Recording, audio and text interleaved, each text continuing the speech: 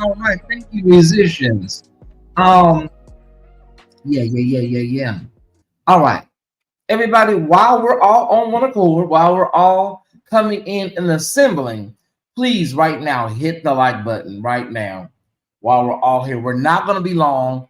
I'm just going to cover this much needed to get it off of me, as they say. I'm going to discuss this and I'm going to be on my way because I have a show tonight at 9 o'clock, Friday Night Live, right? Yeah. Ran some errands, beautiful day in Atlanta, not too hot, not too humid, just great weather today. And God is good, God is faithful. Had a really great lunch. Just trying to give y'all an update on what's going on while people come in. Had a great lunch. If you have a Publix in your neighborhood, I recommend they have a pasta salad with smoked mozzarella. Now, I'm going to give you a heads up. You're going to have to doctor it up a little bit. It is on the dry side. So I have this avocado mayonnaise. I don't use regular mayonnaise anymore. But the avocado mayonnaise, and you may have to put a little onion in it too. But overall, the smoked mozzarella pasta salad from Publix, you got to have it, okay? All right. Thank y'all so much for tuning in. Thank y'all so much. I appreciate you. Kim Sims, Asaph, Stephanie, Aunt Pat, Mocha Drop, Talton, everybody. I thought I saw Brother Ross earlier. Zanette Page, thank y'all. Miss LaShonda, Tanya H. The whole Thai squad seems to be assembling. It is 2 o'clock here on the East Coast. It is 11 o'clock on the West Coast. So thank y'all for tuning in. 11 a.m. on the West Coast. Yes. Eric the Great, we've been missing you, brother, but you're here. Okay. Let me wet my whistle. And we have two things that are off docket, and we'll discuss those as well. Off docket items. Okay. All right. I'm going to wait. We got 160. We're supposed to wait till we get to 200, y'all. But listen, y'all, we going to, okay. Let me, okay. I'm supposed to send out a few. We got 73 likes. We can do better than that. We can do better than that. All right, hold on 1 second. I'm supposed to. This man is not worth the Code 10 sharing event. I'm sorry, he's not.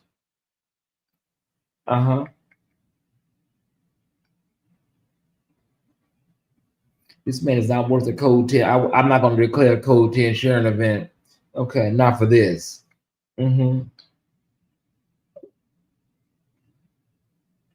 Okay, and then I need to. Okay, we're just 20 away. We're almost there. My nephew, Kevin, Arbel Jose, SB2. Yeah, hey, everybody, welcome.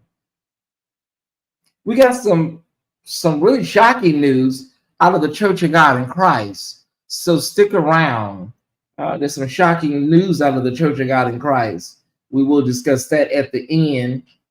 And I'm just going to share this to a few people. Just a few people. Okay, hold on 1 second.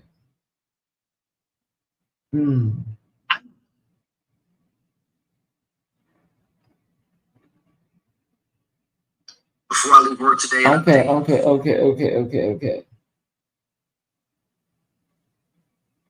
Okay, do we have anybody in Houston? Do we have anybody in Houston that are in the chat right now? Anybody in Houston? I need to confirm something. Okay. Do we have anybody in Houston, on the ground in Houston right now? Because, you know, anybody in Houston? Okay, well, we'll have to come back to this later. All right. Kirby Mack, Kirby, have you been hearing anything about they've been finding a lot of bodies in Houston? This just was emailed to me right now. I know Jason Prince is in Houston. Have you been hearing anything on the news? They found 4 bodies so far in Houston. Have you heard anything about that? Kirby.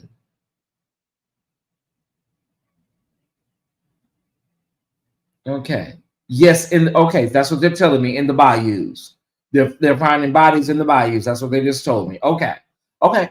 I just want to make sure we got everything, because people be inboxing me and I have to filter through this stuff. So it helps me if somebody is in the city. Okay. They're finding bodies in the bayou. That's what they just told me. Okay. All right. We're on it. We're on it. Okay. Let me send out a few notifications because YouTube is playing in our faces. And it's okay.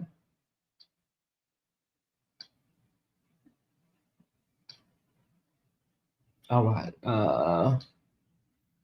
Today's topic is about a former basketball player turned YouTube pastor, ABENDEGO LUFILE. He's amassed a following of people that watch that type of YouTube. I call it the self-righteous sector, but it's much more expansive than just that. They have a doctrine of calling out witchcraft. Everybody's a witch, everybody's a warlock. Very anti-gay, anti-LGBTQ. Yeah, very sorcery, everything sorcery. They have a lot of dreams. They dream every day or every other day. They have dreams. And listen, I'm not here to knock anybody's hustle, because I don't want nobody to try to knock mine. An old person told me years ago that the hustle is sold separately. But nevertheless, the game you can get anywhere, but the hustle is sold separately. But that's just, I'm learning that this is that sector. Just because you're talking about God, it's content, it's produced, it's content. Okay, let's be clear. I don't care how mystical and how spiritual and how deep people try to put on. It's content. Okay, it's contrived. It's content. Okay. Again, I don't knock nobody's content or knock anybody's hustle, but when something is said and it is related to me or my people, Black people, then I have a right, and everybody that is a commentator has a right to critique it the same way if it was me. Yeah. Oh, they have dreams all the time. God talks to them. I don't think nobody talks to God, or God talks to more than Marcus Rogers. God told him something every single day, every day. And so it is what it is. If you get a double notification, don't worry about it. I just want to make sure everybody is here and accounted for. We did hit 200, so God is good. God is faithful. Okay. Okay, so we got all of our notifications out. There we go. Okay. The hustle is sold separately, Mr. Shonda. It is. And so I would like to just bring this down, and I want to read this out loud. I want to read this what he posted. It was sent to me on yesterday. I don't follow him. I didn't even know he was on Facebook. But it was sent to me yesterday. And they said, Tyesse, you have to see this. And I said, oh, Lord, let me sit down. And there was so much going on yesterday, I couldn't go live because I had to do the Patreon, and there was a lot going on yesterday. We had the Jimmy Kimmel. It was a lot going on.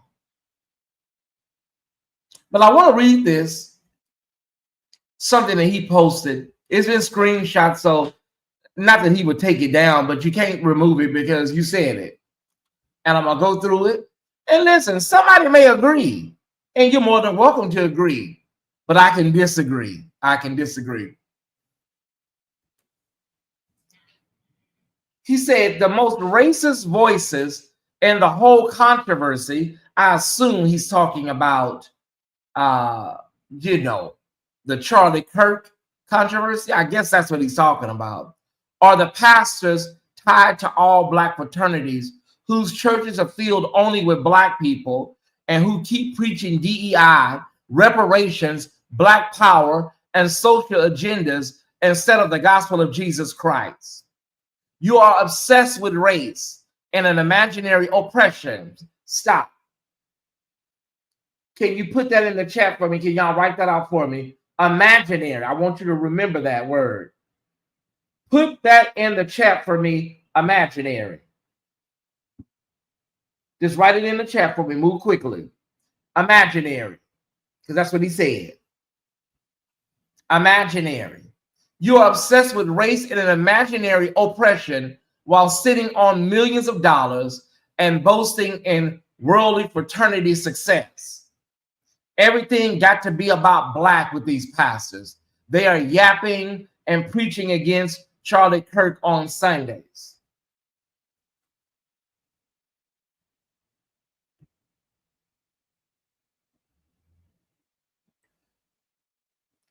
If you are, and there are plenty of people out there, if you are white on the inside, but you have black skin, that is not my calling. I'm not here to help you. I'm not.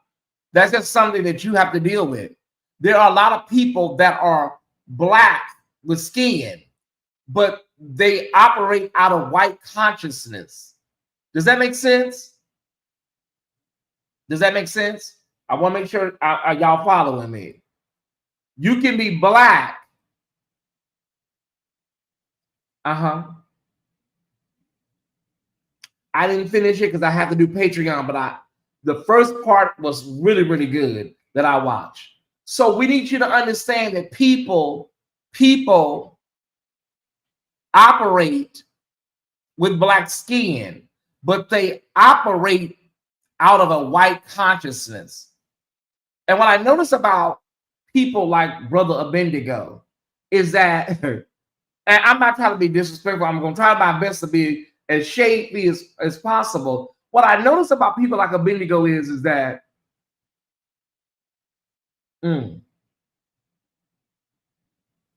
Africans, such as himself, Africans, is that they tend to marry high yellow, almost white women. They may be black or they may be,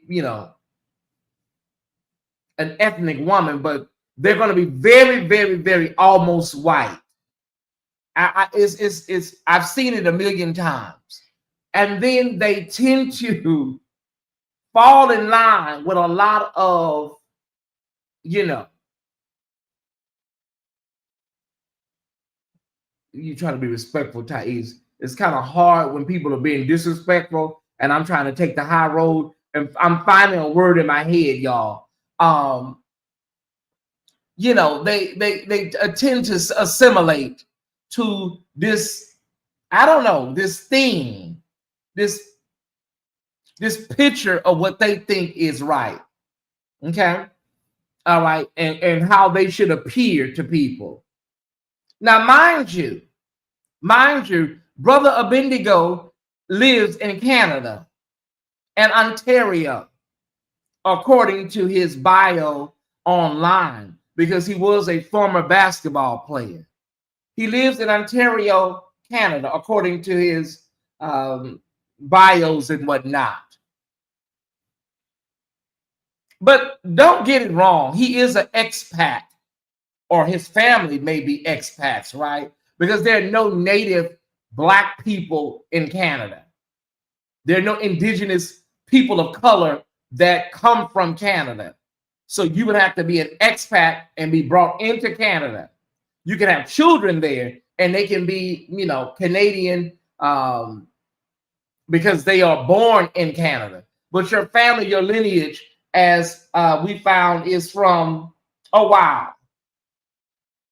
Democratic Republic of the Congo. That's why he's so strong in the face. That is a very strong country. The Democratic Republic of the Congo. Those are your origins. But now you live in Canada. I guess you will be talking to American people, Black American people from Canada.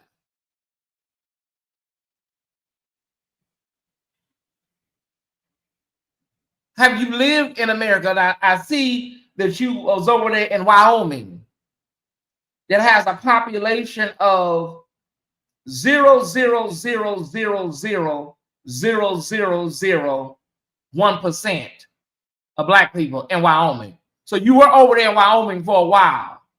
So I don't think you've had a real hearty Black American experience.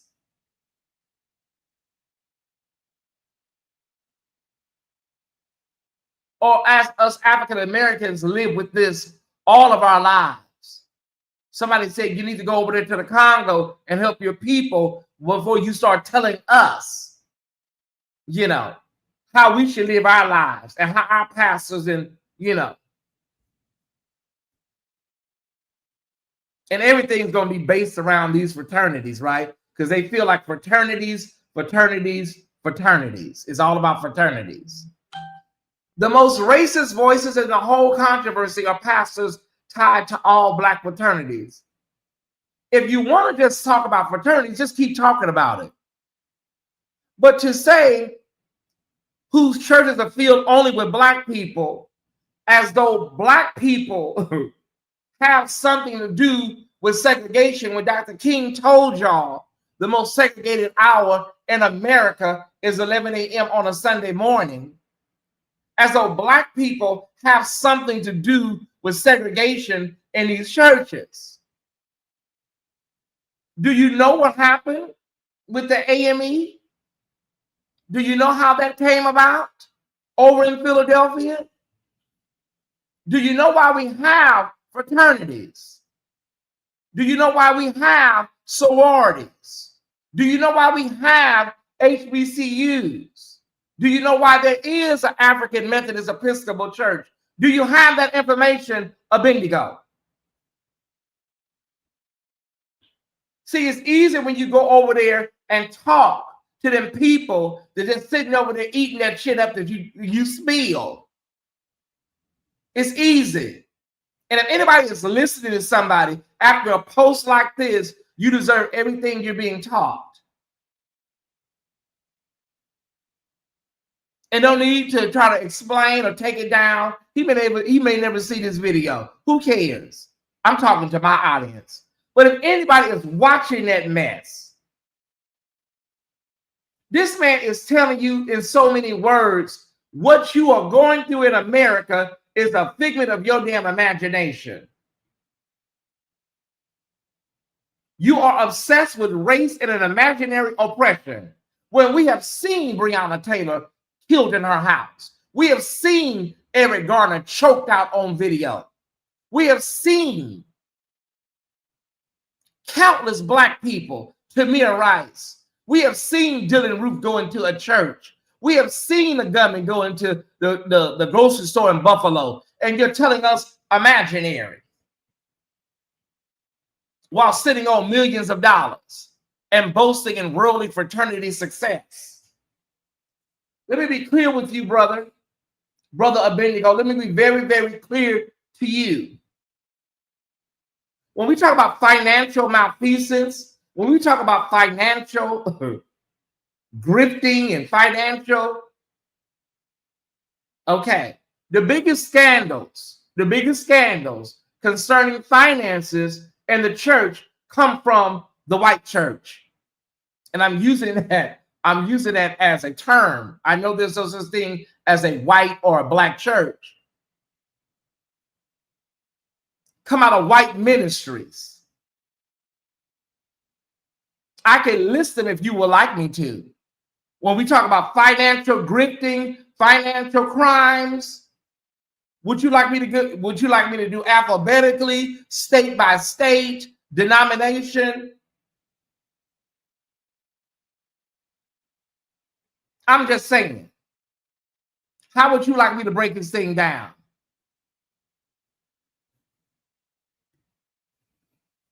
We can go back to TBN, we can go back to PTL, we can go back to Jerry Falwell, we can go back to Paul and Jan, however you want to do it. We can even go back a little farther than that if you want to.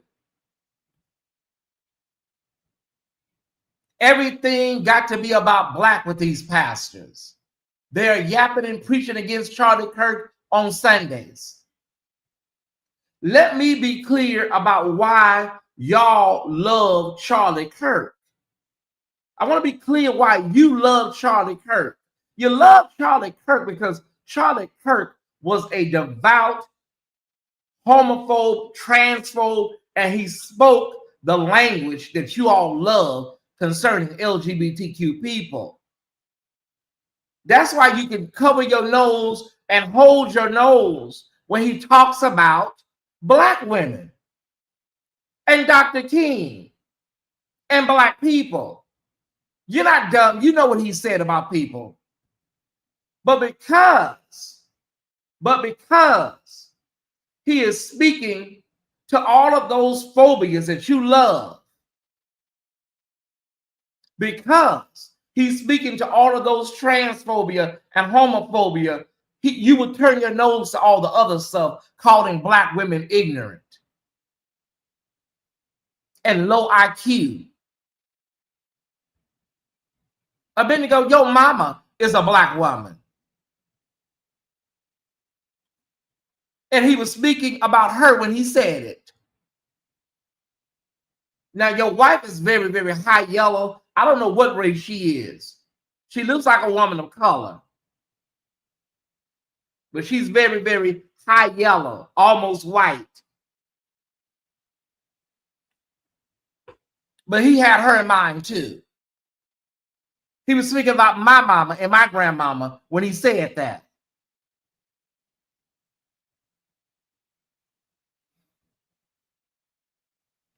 I need these people to really, really understand.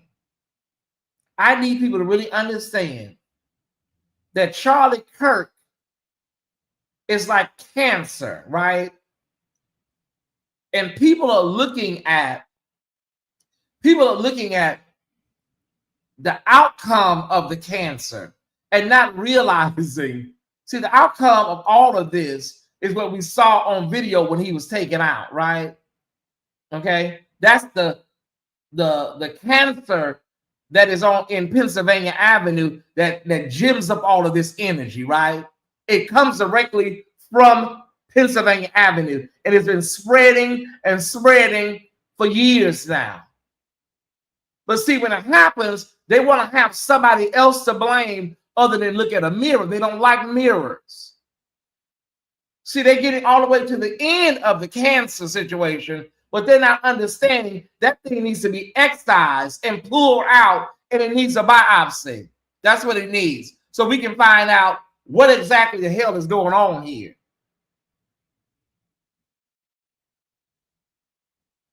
It needs to be taken out, opened up, and it needs to be examined. Now, Black people, we're not even oncologists. We already know what the hell is going on. But that's what y'all need to do, not us.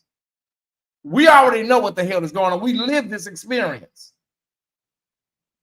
And no matter how many times you try to tell us we are living an imagined experience, we know what America is and what it has done to our ancestors and to our forefathers and to our people. That would be like me telling you about your history in the Democratic Republic of the Congo. That would be like me, Tyesse Jackson, from Jackson, Mississippi, telling you your history in the Democratic Republic of the Congo.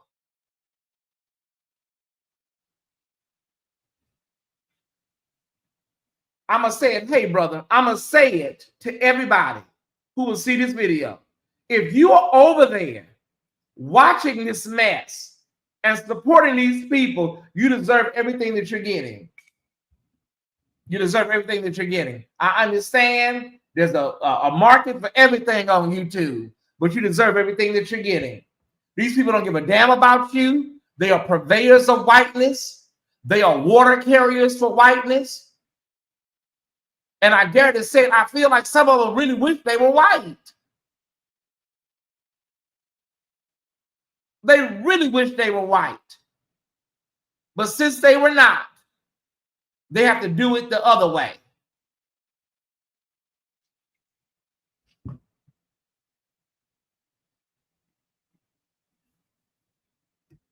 If you have a problem with fraternities and sororities, by the way, most of these fraternities and sororities are doing more for the Black community than the United States government does. I kid you not. Most of these fraternities and sororities are doing more for Black people in the inner city than its own government does. How many community organizations have you funded or started, Abendigo, over in Ontario? Matter of fact, let me hold on one second. Let's pull this up 1 second.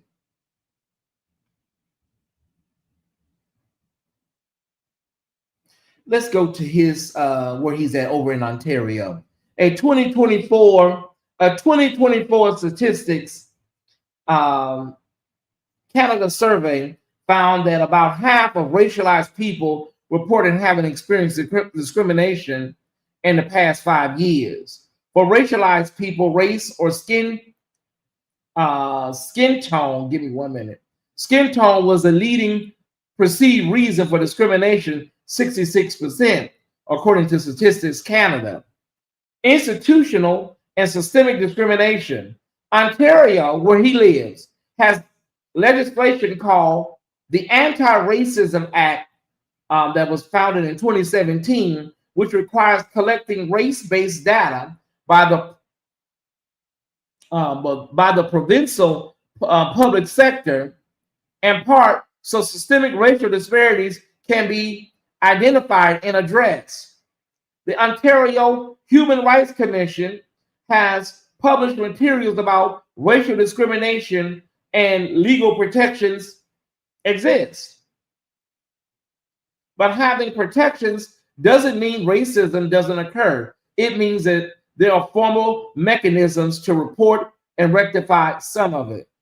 Surveys like Taking the Pulse by the Ontario Human Rights Commission show people in Ontario are aware of racism and feel it still plays a role in society.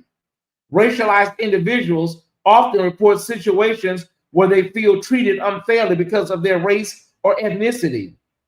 A portion of discrimination complaints received by Canada Human Rights Commission are related to race, color, and national or ethnic origin.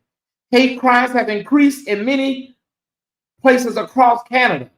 Ontario, among the provinces reporting such incidents. Sir, you have a lot going on in your own country. You have a lot going on in your own place where you live at. You should start in Ontario. Instead of worrying about our fraternities and our churches and our pastors, you need to worry about at least they have the wherewithal to understand there's a problem and have set up commissions and organizations to handle it. But over in Canada, you have your own problems to worry about. While you over here in America telling us about our fraternities. Nevertheless, Tyesse, nevertheless, I'm going to move on and discuss a few other things. We're getting word. We got word early this morning via email. That Bishop J. Drew Sheard spoke about the fact that the Church of God in Christ, primarily or specifically Mason Temple, received bomb threats. Whoever the pastor was that made the remarks about Charlie Kirk, they're telling me that Bishop Sheard has addressed it in the pulpit concerning BOM threats to Mason Temple, and he was considering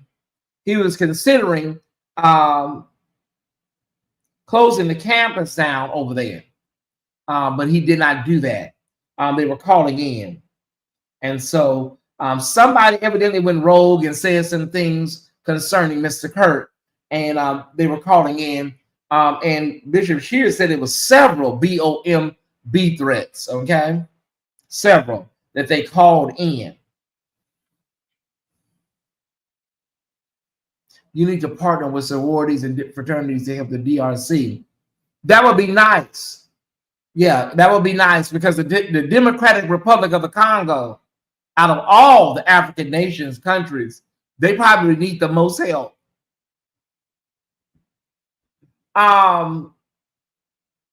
Why don't these black people with white souls speak about? You're not going to see that. It doesn't fare well with their audience. They need to hear there's a witch in your neighborhood. There's a witch in your church. I just had a dream. God just showed me a dream last night, and I seen witches riding on brooms over Chicago. That I do not make this stuff up. It's day after day, day after day. Everybody's a warlock.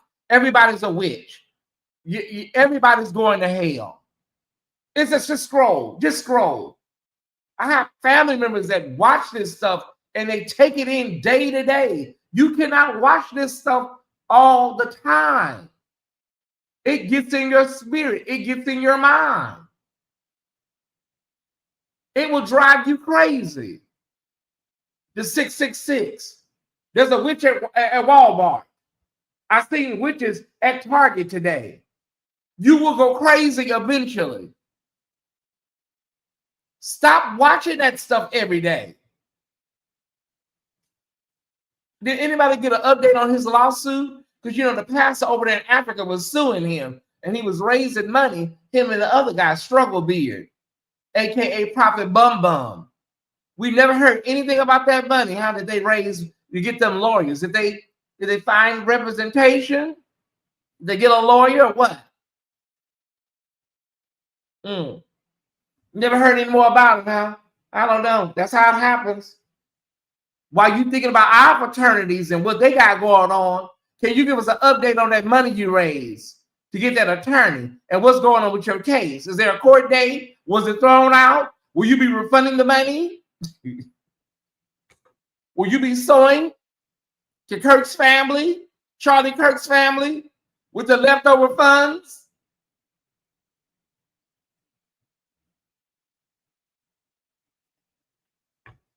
All right. So y'all keep a prayer on your tongue, because they calling in BOM threats. The churches, this is a dark time that we're living in. The reviews are in already, y'all, from some of the early screenings. Jordan Peele's new thriller opens today. Okay. Oh yes, I will be there, baby. Trust me, I'm going. Oh yeah, I'm going. Starring comedy genius Marlon Wayans. Him opens today, y'all, in theaters nationwide. Oh yeah, I'll be there. Oh yeah, I'm going.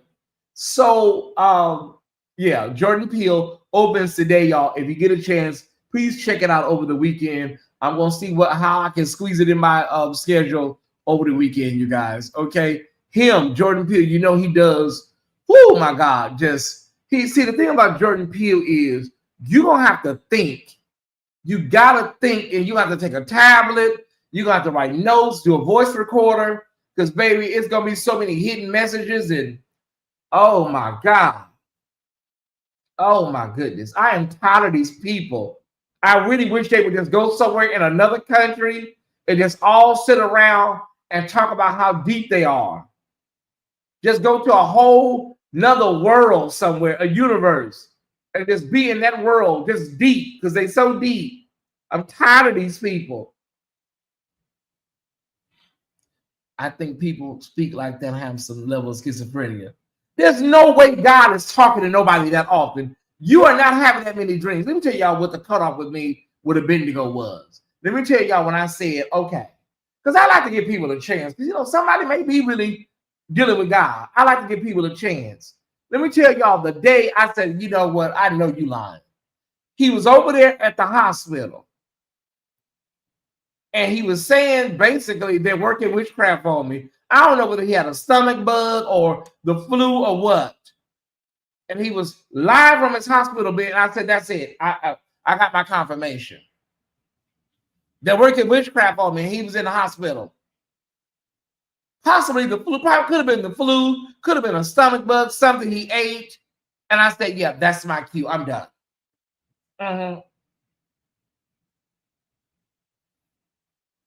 You know what? I cannot, Ross. I cannot. Y'all be sure to go over to my Patreon. I got exclusive photos from his Essence magazine photo shoot. They are in Patreon, Marlon Wayans. Okay. We got to figure out what's going on in Houston, you guys. Okay. We got to figure out what's going on in Houston. They say they're finding bodies in the bayou. Okay. Oh, that is okay. That's going to be something we got to deal with. Okay. Because we've seen cases like this with the women in Cleveland, with the women in Chicago, the Atlanta child unalivings. We've seen it with the Grim Sleeper in California. And so we know we don't put trust in solely law enforcement. We have to come together as communities and look out for each other.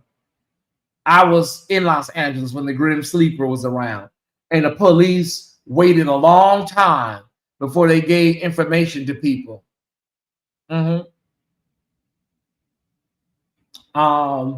Jordan Peele does horror, stylistic horror. It's not Jason and Freddy horror.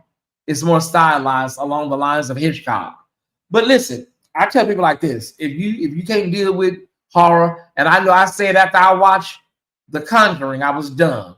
But this is gonna be my last horror because you know they've been hitting hard back to back. I saw Weapons, then I saw The Conjuring, and this is a lot to be taken in, y'all, back to back. And I love horror, right? But I think after him, I'm gonna take me a break for the remainder of the year. Okay, after him, yeah. Okay. I want to drop the link if anybody would like to come up and say anything concerning any of these stories.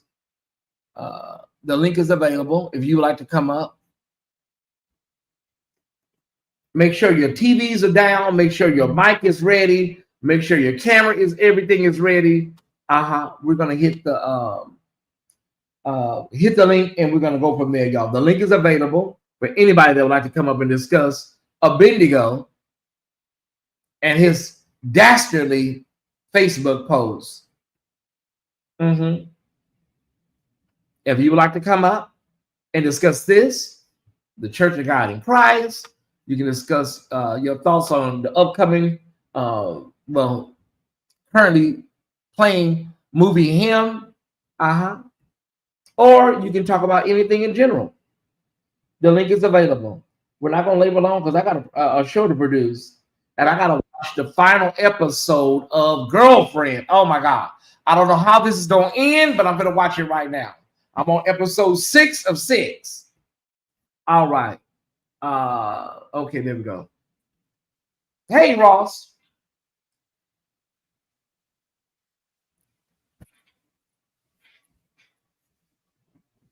Make sure we get. Hey, can you hear me? I can hear you now. Okay. Do I have background noise? No, you're good to go. Okay, good. 1 second, bear with me. I'm walking to a safe place to talk. Hold on a second.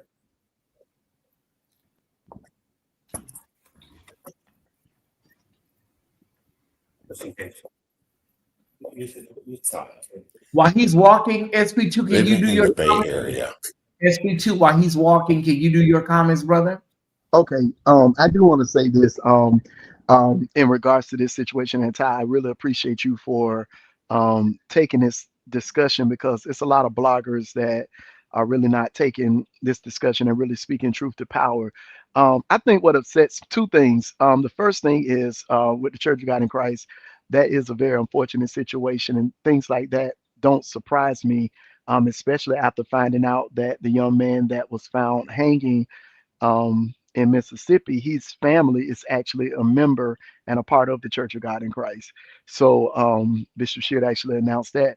But in regards to the whole thing, I think what upsets me the most, and this is something that I'm really trying hard to really understand, because I don't want to grow up or have any hate in my heart against another race, because I believe, that God loves everybody and things of that nature. But it's just like, to me, what really upsets me the most is a lot of the black people that support this type of rhetoric.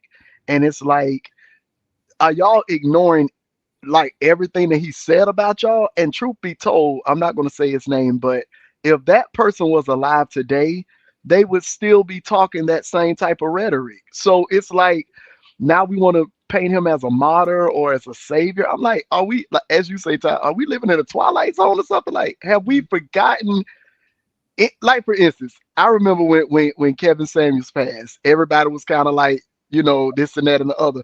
But with this guy, we're giving him so much grace. And like I said, maybe it's me. Maybe I'm not as Christian as I thought I would. I don't know.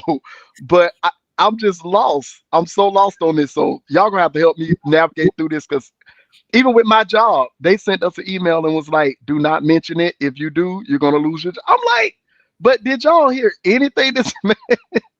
So I don't get it. I don't get. That's all I got to say. I don't get it. I don't think I ever will. I don't think I ever will. It is what it is, and so much for a nation of free speech. But he had the freedom to say whatever he wanted to say. But if anybody combat what he says, then all of a sudden that's hate speech. Like, I don't get it. But I'm done. I'm gonna let the other two deal with it. But that's all I had to say. Thank you, brother. I'm here. I'm here. Go ahead, Ross. I may be black, I may be ugly, but I'm here. I know that's right. In the words of Miss Seeley, hey, Sister Michelle, let me just give honor to God, to the Thai squad, to Elder Tyesse, first of all, no, Apostle Tyesse, for giving us this platform to, along with as black folks, in this climate that we are living in, to deal with, it's like therapy, to deal with like how we feel, because our feelings are real, right? I had to walk all the way into, look at this background I had to walk in to make sure that I have background noise so nobody hears me talking at work. Yeah.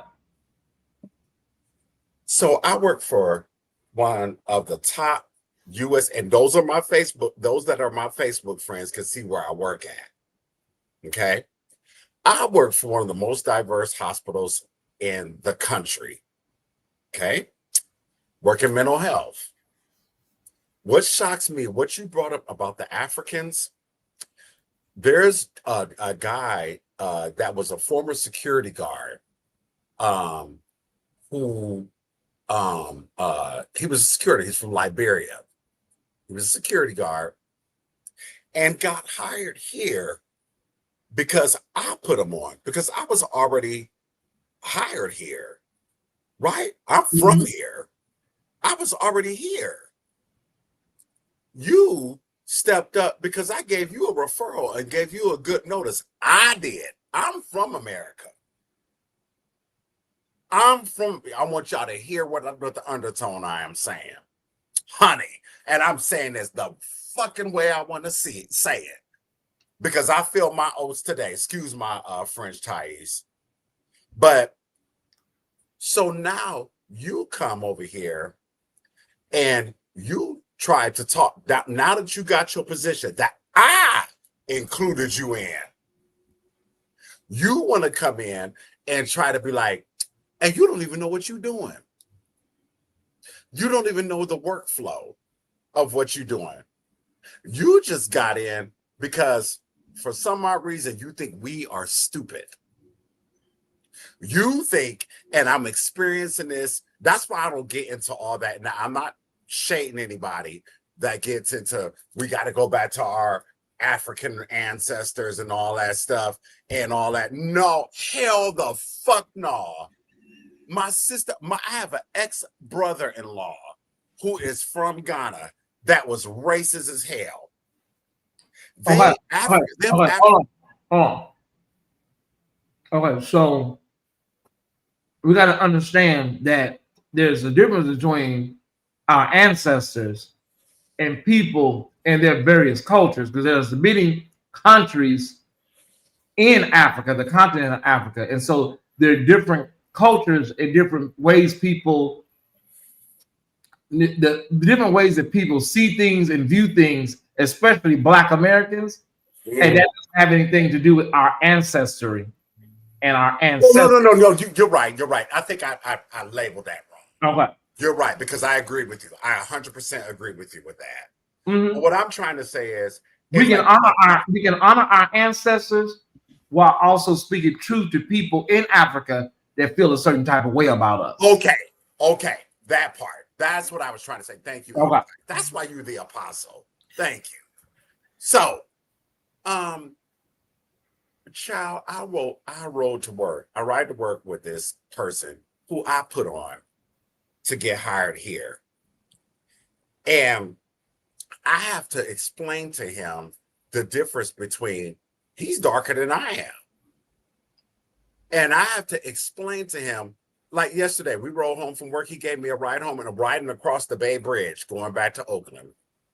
And and let me also say this to your point, Tyesse. Africans hit different in the West Coast than it does in the Midwest, than it does in the East Coast. Because from my personal experience and on the work job, look where I'm sitting at right here talking about this. Okay. On my personal experience, on my job, when they get positions that they think that they're better than us, they talk down to us. They act like Asians.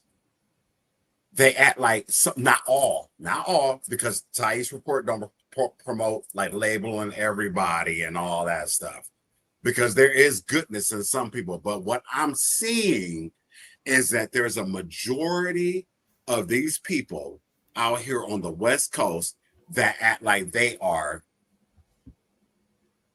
and they talk to you like they are. And it's offensive. I had to play Junior Mafia. Something happened. Did you get that email, Tyesse, that I sent you the other day about? I did. Okay. So you get the tone of where I'm coming from. Mm-hmm. Right? Okay.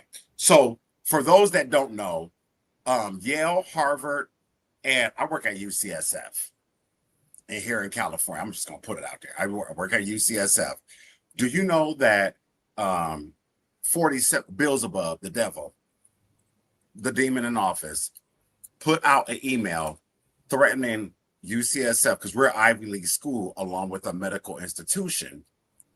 He put out a whole email to defund us for financial assistance if we don't agree with him. Yale and Harvard have gone through the same thing. Okay.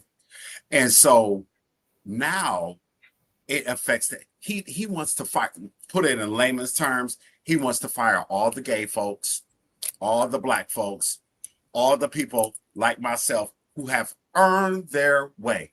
I'm a dual vet, Black, dual vet, gay as the sun, and I'm spiritual. And I have a little bit of college experience, but I earned my right. How many Black folks have earned their right in this chat where you didn't have all the qualifications, but God gave you favor to be able to work in the platform that you're in and do it successfully, better than the...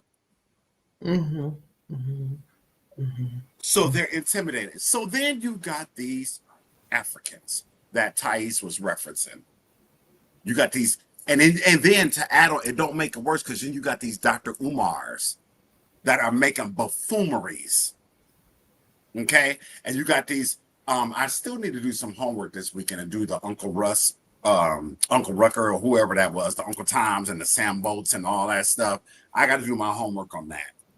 But this morning, yesterday when I was on my way home from work, I had to introduce this dude that's been living in California from Africa to Junior Mafia's Get Money. And he was like, oh, I don't understand what the lyrics are. Oh, you'll get it. Little Kim and them, this was hip hop when I graduated high school. I grew up here black. I grew up here with hip hop. And it spoke a language. It spoke a language. So my point is that you don't understand the tone. You don't understand the tone of what it's like to grow up urban and black, like black in America. You don't. And you act like you white and you think you better than me. But guess what? I was the one that saved you from losing your job yesterday. Yeah. I'll pause. I'm going to stay in this chat for a second because I got time. And I'll mute myself. Go ahead. I'm sorry, Ty. I'm not governing you. No, it's okay. You blessed me. You just need to vent. I've been holding this in, Ty, because I've been so frustrated. I understand. Sometimes you need to do. I have been, and I'm angry. I know. I'm angry. I don't even want to be a Democrat no more. I want to be independent. Yeah. And yesterday when I came home, I had to will. Okay, I might cry. I had to will myself to praise the Lord. I had to will myself to praise. Wait a minute. Wait. Jesus. I had to will myself to praise the Lord. It's a lot. It's a lot. I understand. Michelle, I'm going to bring you in. Thank you, Elder Tyesse. So, Elder Tyesse, if you may kindly allow me just to piggyback off of something dear Brother Ross was saying. Brother Ross, I understand what you were saying earlier connected with my spirit, and this is why I connected. Before we were brought over here, all of us Black people, we knew who God was. We had a spiritual connection with the divine. We did as Black people. So how dare somebody bring us here and tell us that what we were serving was demonic and spoon feed us a religion that their hands pieced together. And also, Brother Ross, I think what you were, I'm not trying to get in your head, but I think, and for me, what I heard you say, I don't want to connect with Africa because what I heard you saying is I don't want to connect with a group of people who have allowed somebody to colonize their mind too, like they didn't know who God was. And now, so what am I connecting to? I'm connecting with people who don't even want to be who they are. So you're going to give me more toxic whitewashing that's going to make me and feel the self-hate that I'm trying to vomit up from what I was raised up under the U.S. That's what I internalized you to say, Brother Ross, because I knew where you were going with that when you say, I don't want to, and Elder Tyesse was right when he said, don't use the word ancestor because that means something different. What you were trying to say is, I don't want to reconnect with a bunch of African people who don't even act like they don't even want to be African themselves, act like they want to be something that's European because they have internalized that Eurocentric is the closest thing to God. That's what I internalized you to be saying. And you're exactly right. I'm sorry. I'm sorry. Just to piggyback. You're right. And I'm not being rude. I'm just because I'm at work and I'm trying to like. But everything now is being scrutinized. Everything is being scrutinized now, and then it don't help. 1 second. Bear with. I'm gonna go back. I'm gonna let you finish. I answer. Bear with. Go ahead, Michelle. Continue. And so, what I was going to say with this, so any to people in hey, Felicia, to my Thai Squad members in the chat who are Christian based and who may also have a problem with us having these discussions. There's and right now I look at the Bible differently and I internalize it differently. When Jesus told the woman that Jesus called a dog, that was a woman of color that he called a dog. When she said, I could have the crumbs from your, he said, I'm not going to give you the whole loaf. When you actually read that scripture and read it with open eyes, because it's another group of people walking around who talk to us like this, like we don't deserve to be here, like we don't deserve to share in the blessings of God. And when he said, "Oh, you could have the crumbs," and she was happy to take a crumb, it made me think about this gentleman that we are discussing. It takes you have to be working from a crumb to really hate yourself so bad. And Elder Tyesse, when you said he talked like he want to be a white man, that made me jump, because not only a lot of Africans, a lot of Black Americans talk like that too. They talk like they wish when some Black men are so when some of our Black brothers talk to Black women, it's like, are you mad that you came through the canal of a Black woman? Is that your problem? Are you up? Do you want? And I'm not on the bandwagon of telling people who they can love and who they can't love. Yes, love whoever you want to, but it becomes toxic when you say, I don't want any dog children. I'm gonna go out and get a white woman because I want my next, what I produce, I want it to look a certain way, and I don't want my child to have the same I don't want her beauty standards to be at the bottom. I want her beauty standards to be of a certain par, because I don't want to have to coach my daughter or my son to constantly tell him, yes, you're beautiful, your hair is wonderful. If I go out and get a white woman and maybe the child will come here lighter, I don't have that problem. That's just my speculation. I don't know if that's what's in, but I feel the same way. And I think sometimes it may not even be intentional. It's just the way society puts things and programs things. People do it because they know. They say, well, if I go and find an African woman, I'm African, I go find an African woman, then my kids are going to look very, very African. So if I go find a high yellow, light-skinned woman, then I know that my kids will have a different experience in America. Yeah, that's one of them crumbs. It just may be how society over time trains the mind. You're absolutely right, Elder Tyesse. It's one of them crumbs that fall from the masses table. And you have to and also, Elder Tyesse, I'll say this and I'll leave so somebody else can come up. You know how many this gentleman, he was a basketball player. I heard you say he was a basketball He's a former basketball player, but I didn't see him on any notable team. These are teams I've never heard of before. I don't know. But he he understands. He's a dark skin. He's a dark, from the picture you put up, he's a dark skin. So it's not lost on him. He understands exactly the struggle that Black people have gone through. So you know how many games you have to play with in your mind to tell somebody that but you just imagining racism and all these Black pastors, you're always talking about race. Yes, because unfortunately, we live in a society that when we walk out of the house, we are judged by race. On my job, Elder Tyesse, I'm smarter than most of the people there, but I always every time they bring in somebody white, I always have to prove myself to that white person.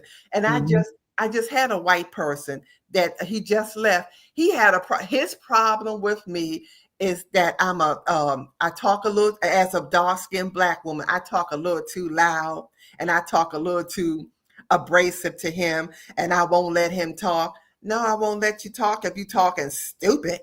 And no, I'm not going to let you talk if you talking, I'm not going to allow you to talk to me any kind of way that you feel that you can talk to me. That's one thing. The house, and I say this with all due respect to my ancestors who came before me, who did have to work in the house.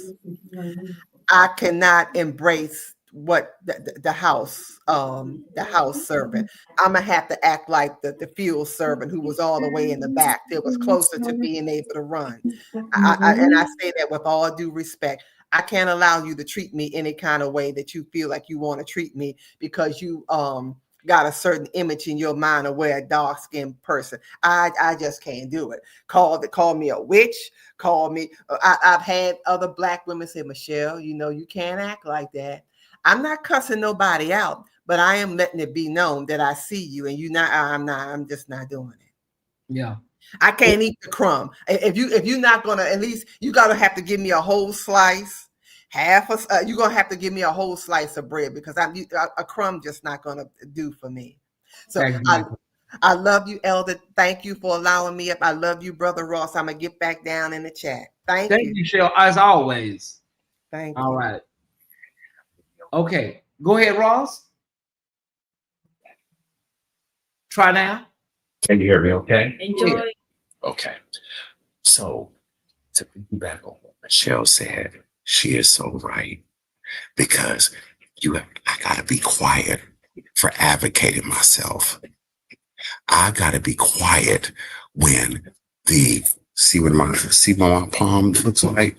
I gotta be quiet. This is in real time. I gotta be quiet. And these are people that take care of your mental health.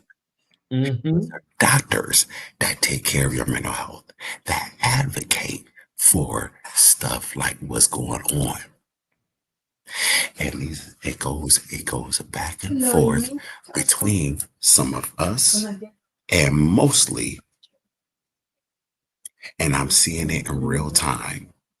So then finally, when I get mad, especially after the emails that I received the other day about DEI and defunding our programs and everything, I did my best. I've been here for years and I've proven myself. So you mean to tell me that this person that don't have nothing, or because you hate that I'm gay, you hate that I'm out and proud and I'm stylish and I'm myself. You see what I'm saying? And I got my nails painted. Look at my nails, chrome. And I'm not saying that brag, but you understand what I'm getting at, right? And we have trans people that work here, right? Our trans, we have nothing to do about what happened. That's the thing. And we are always under attack. So now you know what? Everybody's coming up, talking to us any old kind of way, making complaints. That's why I'm grateful to God that I live in California and I am unioned in California. Makes a big difference. It makes a huge difference, but it's like Michelle said, I gotta work twice as hard. Yeah. It's like I gotta send a fax. When I send a fax, if I miss a fax, oh God, you would think that Hiroshima went off. Them miss it. Oh, I'm just so under pressure, and they make all kind of excuses. Ty, you opened up a good platform this morning. I'm sorry, I don't mean to take it. No. I understand. I've been in the workforce. I've been there. I know. Like how you always say, let it bubble up. Yeah, and you gotta let it come up, and you'll feel better once this live is over with. I promise you. I've been there. We've all been there in the chat. So and I know I'm not off. I know I'm not. I had to file a grievance. I filed a grievance because you have to. And let me say this for people that are union on their jobs, especially people of the LGBTQ community and Black community, advocate for yourself. Advocate for yourself. If you have a union, excuse the background noise. If you have a union, if you have something that's solid or whatever, use your union is the number one thing. Sorry, y'all. Use your union. Use your union and advocate yourself. Advocate for yourself. That's right. So that's what I'm gonna say. And I'm going to drop off. Well, thank you, Ross, for coming up, and I'm glad that you were able to. I know, because it's so much, and right now there are no places, safe spaces. So if you can find a place, they wait a minute. Let me add one more thing. They complained about me going to the staff bathroom to use the bathroom. Yeah. and have a personal call. Oh, wow. They complain because I checked a nurse who is, and you know, Mhm. and she got mad because when I checked her in the same tone I'm talking to you, she got mad because I stuck up for myself and she said I was threatening and she filed a whole investigation report against me. It happens. Yeah. It's the microaggressions and all that. That part, Yeah. that part, that Mhm. part. Okay, I'm sorry. You blessed me. You're always welcome. You're always welcome here Whew. to let it bubble up, as Iyanla says. So Thank you. hopefully you feel a lot lighter moving forward today. And I do. we'll see you tonight. I sure will. And Michelle, Assistant Pastor Michelle Holly, thank you. Yeah. And the All right, moderators. All right. listen, y'all. Sometimes you have to get it off of you. Get it off of you. And the Tyesse Report is a safe space. It's a community. I can't take credit for it. I used to get up at 5 o'clock in the morning, 4:30 in the morning, and listen to my girl Dominique DePrima on KJLH. It was called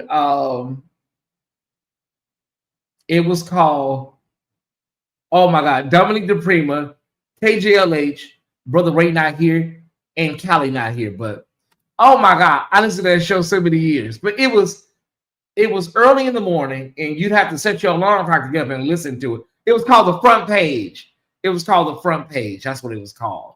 And so that's why I get a lot of the styling and the energy and the format of my show. Thank you, Kareem. It's not just about community building a community, which I've been trying to get William to understand, but I think it's going to be a long journey. But it's not just about building community, because that's a great thing, but it's also about allowing people a space to come in and talk in places where they may otherwise not be able to do it.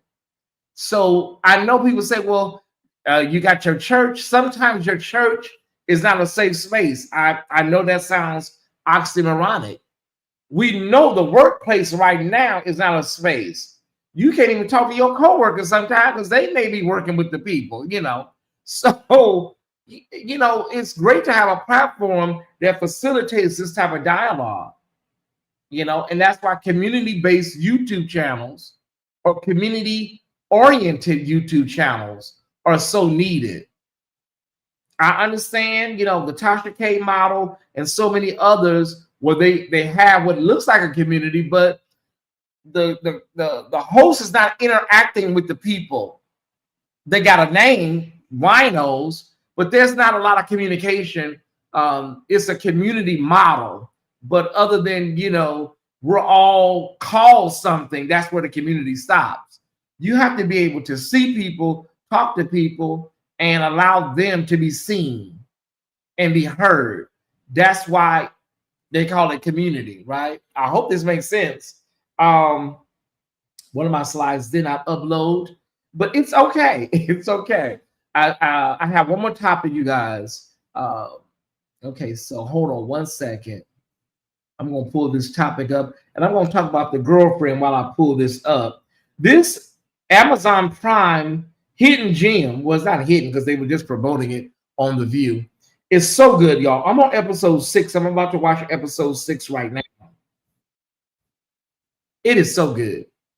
It is so good. It's an overzealous mother. It is a diabolical girlfriend, and they both are out to expose and get each other. And the son is in the middle. And the last episode, I'm telling you, it just has me on the edge of my seat, right? Okay. One last topic, everybody. We did the Church of God in Christ. We did that. And so one more topic. We did the Church of God in Christ, the BOM threats. I wanted to talk about this, and I wish we could have kept Michelle Holly up, but it's okay. First, let me get my notes on this. I find stuff like this fascinating. I really do. Let me get my notes. If you want to support this platform, feel free to do so. Squad, feel free to do so. There we go. If you want to support this platform, you may do so at this time. Any donation is fine. I know someone is having a situation right now about something on the job. It's a mess. I can only imagine, Lashika. Okay, y'all, let me introduce you to this man. This man is John Piper. You may not know him. I know Taswa. Like, who the hell is this man? His name is John Piper. And he is warning Christians. He's warning Christians against mysticism and seeking out-of-body connection with supernatural powers. Okay? Notable theologian and author John Piper has warned Christians not to pursue mysticism or believe that one can connect with God in a supernatural realm to gain hidden knowledge. Okay? And this is a leading theologian, everybody. Notable, leading. He's at all these conferences. And you heard me correctly. He is encouraging Christians not to pursue mysticism or believe that one can connect with God in a supernatural realm to gain hidden knowledge. Now, is that wait a minute, let me bring this down. Is that saying that, are we talking about mediums? Are we talking about psychics? Are we talking about, how loose are we talking here? Or are we talking about your everyday conversation with God where you can hear from God and God unfold mysteries and give you knowledge about things that no other man knows about? God can do that. So, sir, you need to come outside and be a little more clear and concise. What the hell are you talking about here? Because I know people in my own family, grandmothers, great grandmothers, where they say them people, they would talk to God and God would show them things and they would go do something and tell somebody to do something and things were diverted. And we heard about it in slavery with Harriet Tubman and so many others. Michelle, what is going on with this man? He's crazy. You asked me to come. My elder asked me to come back. I come back. Okay. Because he's foolish. Okay. What it is, elder and Ty Squad, they want us to follow their blueprint. Okay. That's what it is. They want us to, they want to keep spoon feeding us their religion. Mm-hmm. That's the whole thing. That's why so many of the it all goes back to the witches that had to burn. Anybody who strays off from the blueprint, they are a liability. They are a threat to the empire. Okay. It all goes back to Emperor Constantine when he wanted the council to format all these different hodgepodge of different religions because he's trying to maintain everybody together. Because once you have people separating off and start saying, I can hear God, then you don't have an empire. Then you can't, it's harder to control people who have individual thought. I need everybody. It's hard to control somebody if I say, what color is this shirt? Somebody gonna say it looks charcoal gray, it looks black, or is it gray? No, I want all of you to think that this is a blue shirt. This shirt is blue. No, it's not blue. But if I mess with your head long enough, you'll see blue, even though it's not blue.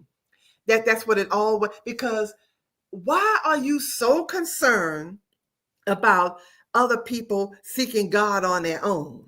Mm-hmm. What is that? Why do you want everybody to think that they need to come to you, that you're the main source? Right there, that's something diabolical. That's wicked.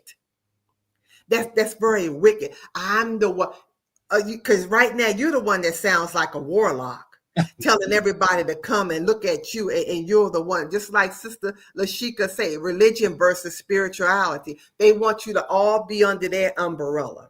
Mm-hmm. No, I'm not. Because my people knew God before you all messed with their mind and made them think that they didn't have a connection to God, that they only needed you and what you had. And like Sister Aunt Crystal say, follow the money. She's right. When people start thinking for themselves, they don't need you, and there go your money is gone too. Sister Aunt Crystal narrowed it down. It's all about the money. Yes, once people start thinking on their own, they no longer need you, and they no longer. And what he say? Stop going outside of your body. So what did they call speaking in tongues? Because first, speak in tongues, ask for the Holy Ghost. What is all that? You can get the Holy Ghost just as long as you get the Holy Ghost according to how I tell you that you have to get the Holy Ghost. But don't try to get the Holy Ghost any other kind of way. And the Holy Ghost, what is that? Is it the great cloud of, is it my ancestors? Is it the great cloud of witnesses? No, it's Jesus. Jesus is an ancestor. And he's a part of the great cloud of witness. He's sitting on the right hand of the Father, a father without a mother. Well, the Holy Spirit is the mother. But the Holy, what is that? If you can't even explain it, so how are you to tell somebody don't seek outside of themselves for answers to God, where you don't even know what God is? No human mind can conceive of what God is. So how do you tell somebody stop having an out-of-body experience? To pray and intercede, that is an out-of-body experience, because I don't have the answer, so I'm coming out of myself to connect with something higher than this, to understand how to move forward. What does he think prayer is? Prayer is an out-of-body experience. Yeah. For him to say that, let's just, Sister Aunt Crystal said it. It's all about money. When people start having their own relationship with God, your money goes. Well, as always, Michelle, I knew that you would bring a little fire, a little heat to the conversation. I'm going to get back down in the chat, and I'm going to sit next to Sister Aunt Crystal. All right. All right. Okay. Bye-bye. Ross, you're back. I'm sorry, I just couldn't. No. You got one more thing to say. What is it? You have disturbed my shovel today. You've made me dig in the grave of what's been bothering me for years with subjects like this. Okay, Tyesse, I faithfully go to my church. I took a break and I'm gonna keep repeating some things like these foolish pastors do. They keep repeating everything. Let me do this for myself. I'm Black. I may be gay. Yeah. I may be ugly, but I'm here. I got you. When they can repeat that I'm building a school, they can repeat that, we're funding, we're standing for righteousness and all this other stuff.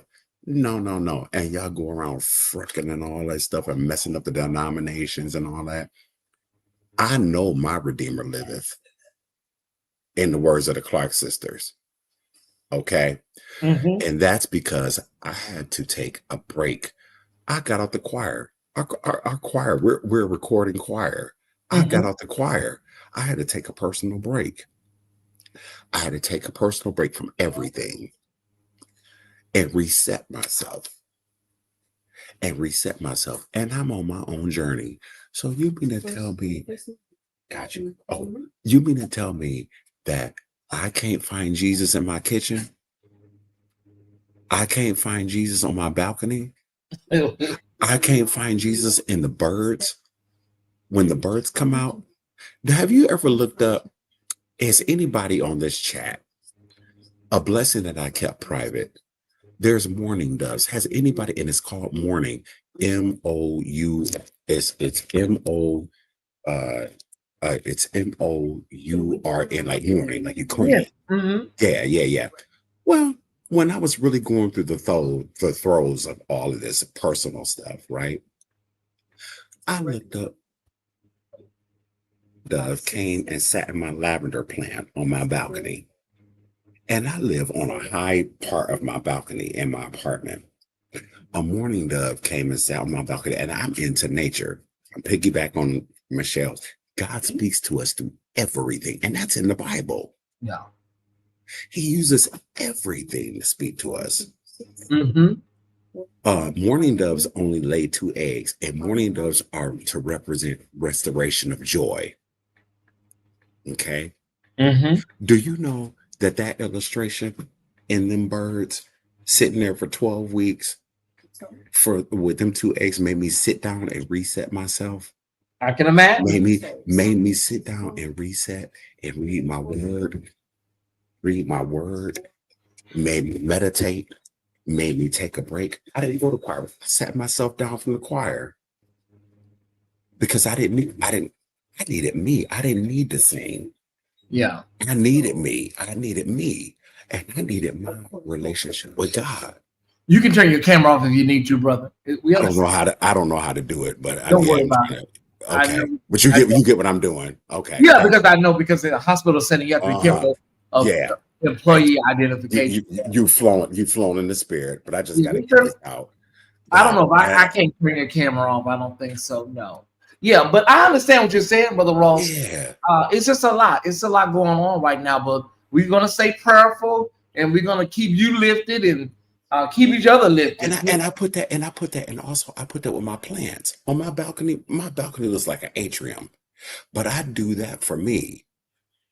And the Bible says that in the presence of the Lord is fullness of joy. Mm-hmm. And you have to find your own fullness. Yes. And the ancestors do come and talk to you through your plants. Yes, they do. They do come and talk to you through nature. And the experience that you had with your former pastor, Archbishop Carl Bean, mm-hmm. That's the same experience that a lot of my gay friends had with our living apostle. He's in his 80s, Apostle William Melvin Payne. He came out of First Church of Deliverance in Chicago. And so we got schooled the same way, but in the Midwest. We didn't have the fortune of being out here in California. It was different thinking, Yeah. So I get you. But y'all hang in there. This week has been a week. Life is lifing, and we all have to just live in our truth, live in our greatness. We have to. And you don't let nobody talk you down. And you don't let nobody not advocate for yourself. Okay, bye. I'm coming back in. All right, brother. All right. Have a good day. Keep Brother Ross in prayer, everybody. It's a lot. The things that we're going through in life right now, it's a lot. I can say that I've been where Ross has been. I've been where Ross is at. So there's a lot going on. It causes a lot of angst. It causes a lot of anxiety. It causes a lot of stress. Some of us can manage it, and some of us, we need an outlet to talk about it and to speak about it. Because sometimes you don't have nobody to talk to at your job. You may not have family members you can call. So the official Tyesse Report is a great place. Let me just finish this up, y'all, with this man. I don't know what's the white man name that said that. I'm going to finish it up right now, brother. His name is theologian John Piper. And the sourcing on this is the Christian Post. This was in response to a woman that called in to his Ask John podcast. And she just asked, what his thoughts was on mysticism. And he says, no, we shouldn't pursue it.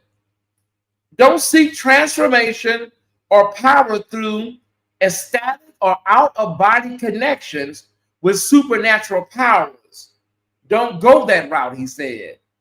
Piper references 2 Corinthians 12, in which Paul of Tarsus writes that while he knew of a man who was caught up to paradise and that he would boast about a man like that, yet Paul said he would not boast about myself except my weaknesses.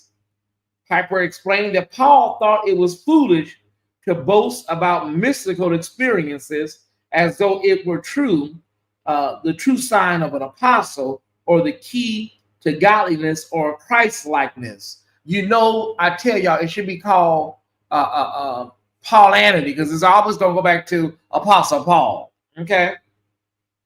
So they're going to bring up the Apostle Paul in some kind of capacity.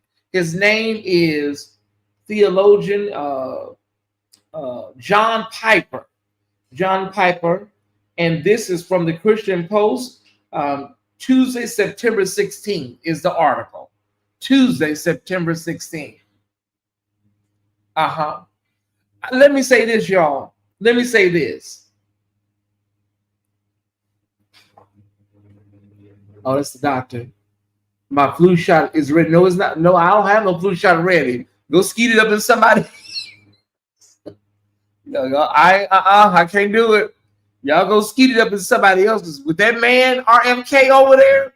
Oh, hell no. You're talking about your flu shot is ready. Skeet it up in somebody else. All right. These people make me think they're bigger than God. I want to say it. But, this woman, Diane, just calls in and says, like, what are your thoughts on mysticism? I'm sure she wasn't expecting all that. Like, sir, like, the Apostle Paul, and, it's just, I don't know, y'all. I don't know why mysticism, astrology, anything that is outside of the traditional talking points of the scriptures, it causes such a visceral response in these people. And when I say visceral, it can be visceral when you're telling people something that makes them feel like they are wrong for asking it, or incorrect, or, oh no, don't ever seek that. That's crazy. It can be visceral, I feel, like when you make people feel a certain way about their inquiry or their query, I don't base my life on Paul. You better not. Paul will tell you just get married to have sex.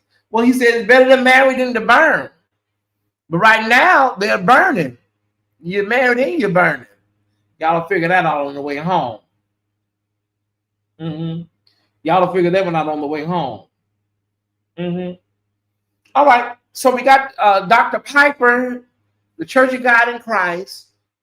That man, Abendigo, we got him done. And we allow people to come up. If there's anybody else that would like to come up, my day is clear, y'all. All I got to do is produce my show, and that ain't until 9 o'clock tonight, okay? So if anybody want to come up, you want to talk about Dr. Piper, the Church of God in Christ, BOMB threats, you want to talk about Abendigo, or if you want to talk about the fact that you plan on going to see him this weekend, feel free to come up at this time. If not, I'm going to... it's still like 300 people here, so I'll stick around for a few more moments, and then we'll get out of here. Last night, Lady Eli says something to the likes of the greatest sin to God is not recognizing the power within yourself. Now, that will preach. Kirby. I think we are always looking for something outside, and it's already within. That's what they told Dorothy in The Wiz. She said, you mean I could have been home? Yeah, girl, you could have been home a long time ago. She said, wait. You mean I could have been home? Yes, if you believe. If I believe, well, girl, if that's the case, I could have just went home when I first got here. Yes, you could have. But I think Dorothy and that whole story is kind of spiritual, because even though she could have went home, Dorothy could have went home early had she tapped into what she already has. She had to help some other people along the way. Before she could get what she needed, she had to help some other people get what they needed. Now, I ain't trying to preach right here, y'all. I'm not trying to preach. Dr. Reed is coming up. Okay, we'll wait around. Yeah, like I said, I don't have anything to do until 9 o'clock, you guys. They connect to the divine like us. Yeah. What is happening this weekend? I don't know. What is happening? Did you hear something happening? What is happening this weekend? I don't know, River. What is happening this weekend? As I said, we were created in his image. Tap into yourself and explore your higher self is there. Interesting. Yeah. Let me tell y'all something.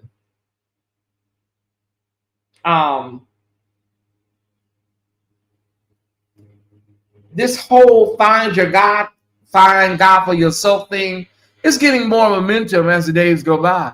People are seeking God on their own terms. It's not that you don't want to go to church. It's not that you don't want to be under leadership. But the current model, it just ain't hitting right now, y'all.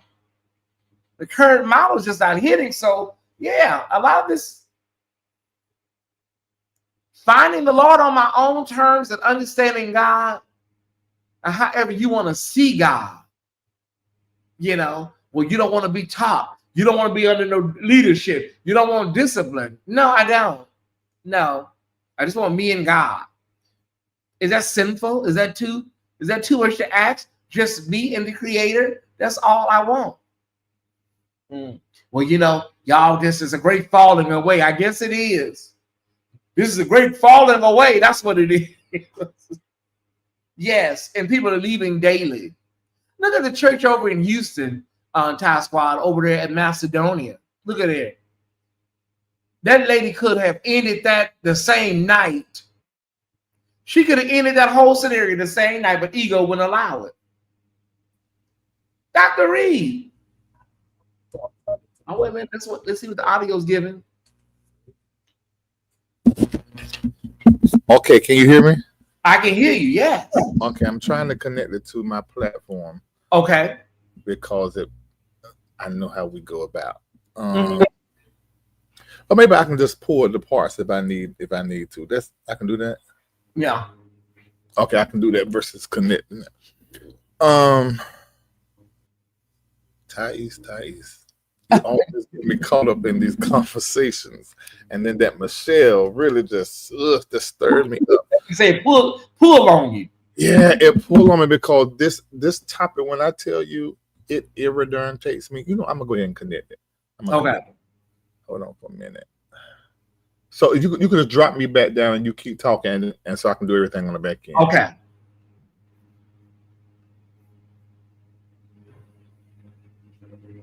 Okay.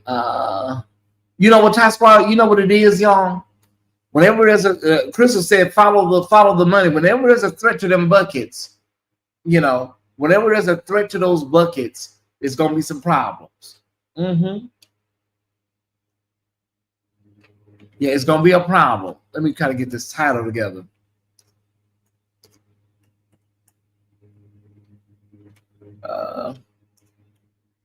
Give me 1 second, Tyesse, while I'm trying to get this title together.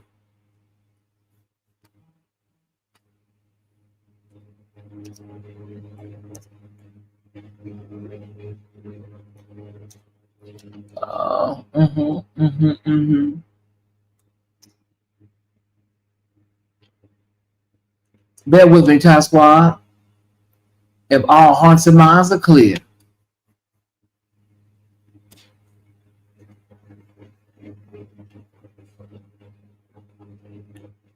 Okay.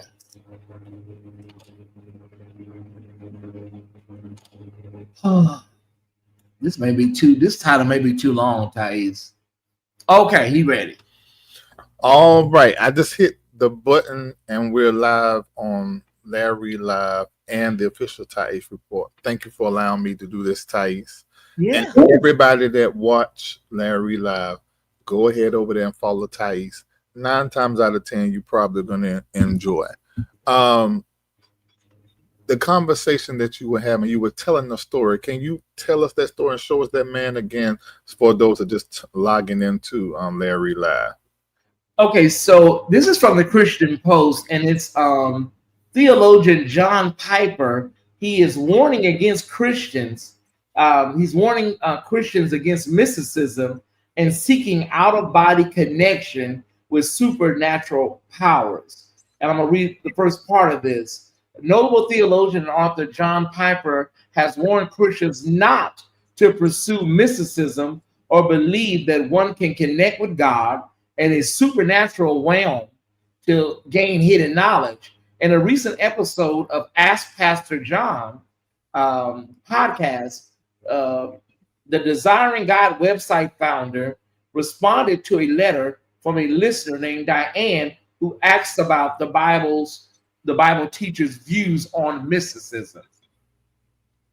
And then he goes on to talk about the Apostle Paul and 2 Corinthians 12. And and he says, no, we should not pursue it. Don't seek transformation or power through ecstatic or out-of-body connections with supernatural powers. Don't go that route. Mm. Mm. Yeah. But I don't know if I know you was in the chat last night. We maybe didn't get to watch the whole thing. This is classic. This is classic whiteness. Mhm. It is white people, well, a group of white people, a sect of white people. I'm not going to put it on all white people, but there has always been this fear of people finding their own power and thinking for themselves, especially if they're black.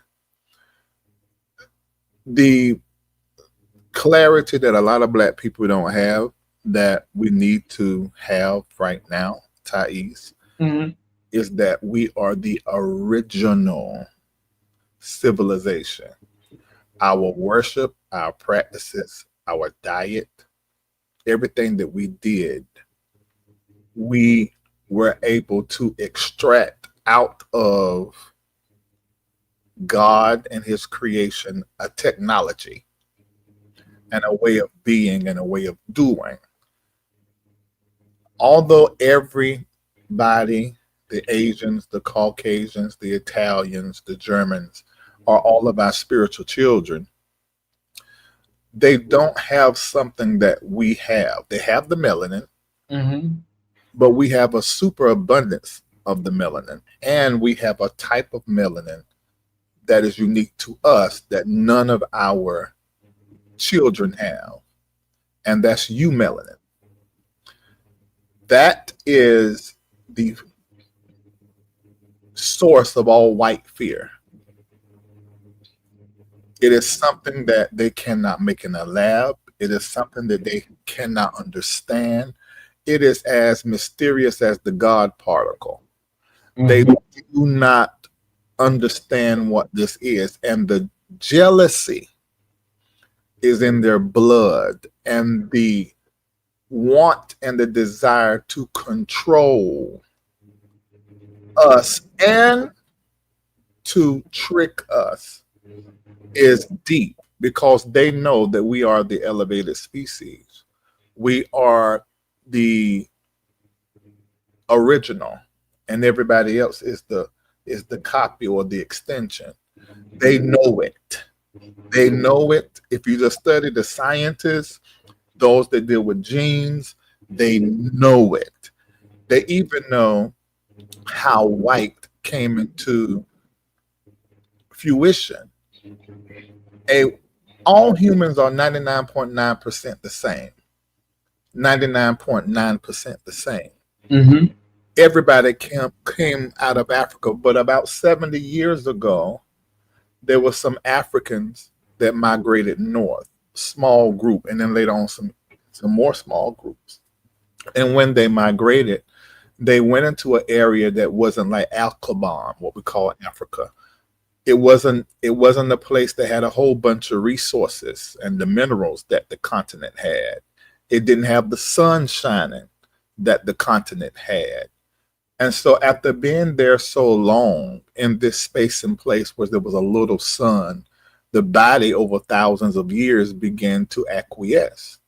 And so the skin lightened itself because of the need for the sun. It began to look for the vitamin D, and it began to want to receive and get as much as sun rays as possible. So the lightening of the skin happened, so the absorption of the sun could happen. We have a sun repellent because we are meant to be in the sun to protect ourselves. That's what the melanin and this dark, amazing, beautiful skin does for us. So white people are our people. They are African in origin, but after being in the north, that later on became, that landmass Europe, what began to happen is these people, the lack of resources, their whole being is totally different. If you just be around a white person, you'll see they're totally different. And it started 70,000 years ago when they went into a whole different terrain. And when they went into a whole different terrain, they began to develop differently. What they ate, how they formed, what they did, their diet was totally different from the Africans that stayed on the continent and stayed on the motherland. Mm-hmm. They developed their own religious practices. They developed their own communication and languages. These are the ancestors of all white people. This is where the Europeans come from, displaced Africans. So when they rose and began to develop and went back into Africa, they went there to take it over. That same spirit of control, takeover, displacement is in the blood of every white person that you see. It is just like I'm sitting here with the blood of the enslaved people in me. It's always been their thing to separate us from our spirituality. You can't be spiritual without being mystical. If you are spiritual, authentically spiritual, you are mystical. So for this white raggedy man to say what he said, he's saying what his ancestors said when they were trying to take over our spaces and our places. In some places they were successful, but places like Haiti and other places, they were not able to fully and completely, or easily rather, overtake wherever we were locked into our spirituality and in the mystic arts. It is the way of our people. This whole sorcery, soothsaying, psychics, mediums, shamans, all these words and terms that white people came up with. And that's my sister who is a theologian. Ooh, what she said, enlightened skin, increased body hair, and insensitive to cold and light. Through evolution and adaptation, their DNA changed. Right. This is just true. Mm-hmm. And they are scared. They have always been scared of our magic, black magic. Yeah. And that's why I wrote that song, Black Magic, right after George Floyd was killed before us all. And him saying that, he's just saying what his ancestors said many years ago, and what we still see some black faces even now saying. Don't look in the stars. Don't communicate with your ancestors. Don't pour libations. Don't remember those that have passed over. All of that is thousands of years old, and it's about control, and it's based in white fear. They know who we are. They're very clear. I'm not going to say all of them. Yeah. That birth whiteness, and that comes out of white-skinned people. And that's for the purpose of power, privilege. They know who we are. They're very clear on who we are. And they don't want us to remember. But sorry to you all, we are remembering, because what you gave us don't work for us. It only worked for you. So now we're going back to our African Christianity and our African spirituality. And when black people begin to practice the ways of our ancestors, we rise in power. There is no other way. You cannot do it with Western Christianity. You cannot do it with European Christianity. You have got to get into the love and the justice of African spirituality. And if you do that, when we do that, we find our power. Jesus said, it's in the 3rd chapter of Mary Magdalene. I know it's one of the gospel, Gnostic gospels they tell y'all not to read. But Jesus said to Mary, he rose in his elevated state and said, they got it wrong. There is only one sin. The only sin there is to deny your divinity, the Christ consciousness, and the I am that is in you. That is the only sin. Now, that's what Jesus told Mary. That's what he said. There's no, in fact, his exact words were, there is no such thing as sin. He said, but yourselves create the sin when you act according to the nature of your lower self. When you ignore who you really are. So he reframed sin when he rose, but that would not work for the institution, because we need sin, we need heaven, a place of reward, and we need hell, a place of punishment, so that we can control you. So, I mean, I don't want to go too far, but hell, when I was listening to what y'all was saying, it just stirred me back up all over again from last night. Black people, hear me. You are the phenomenon in the earth. The earth can only heal if the black man is leading the healing. When your blackness is the authenticity of what it is to be a human. I don't care what color your skin is. If you get back to your humanity, you become black again. And that is the call. Everybody got to get back to their black. Take the journey. Get back to your black. I don't care what color your skin is. Get back to your Africa. Not the people that migrated, but I'm talking about get back to the original, your original roots, and become a human again. Christianity, Western Christianity, has displaced humanity and love for others, love and care for the self. It has made people soulless. The only way that we are going to heal our world is that everybody unites and gets back to black.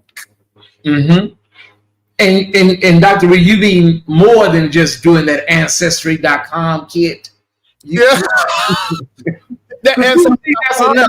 No, the Ancestry.com is not even for black people to take. That's for white people. You're supposed to go to AfricanAncestry.com to find out where your black roots started. Okay. And some of you are going to find out that your roots began with a European man that raped some of your folk. But you still need to know where you come from.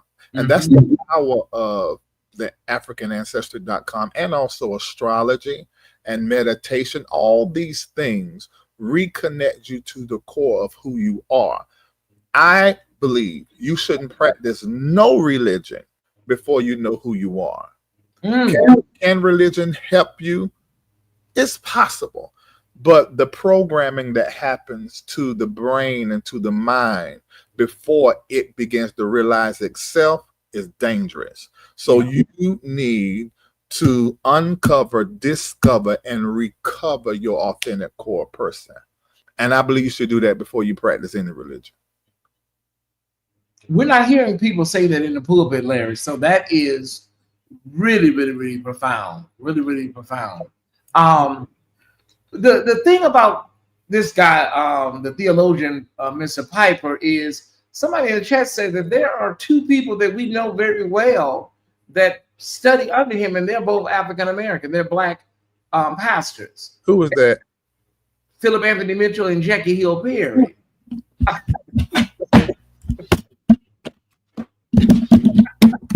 That's somebody that said. Tyesse, you said what? That's what somebody said. Philip Anthony Mitchell and Jackie Hill Perry follow him. Of course.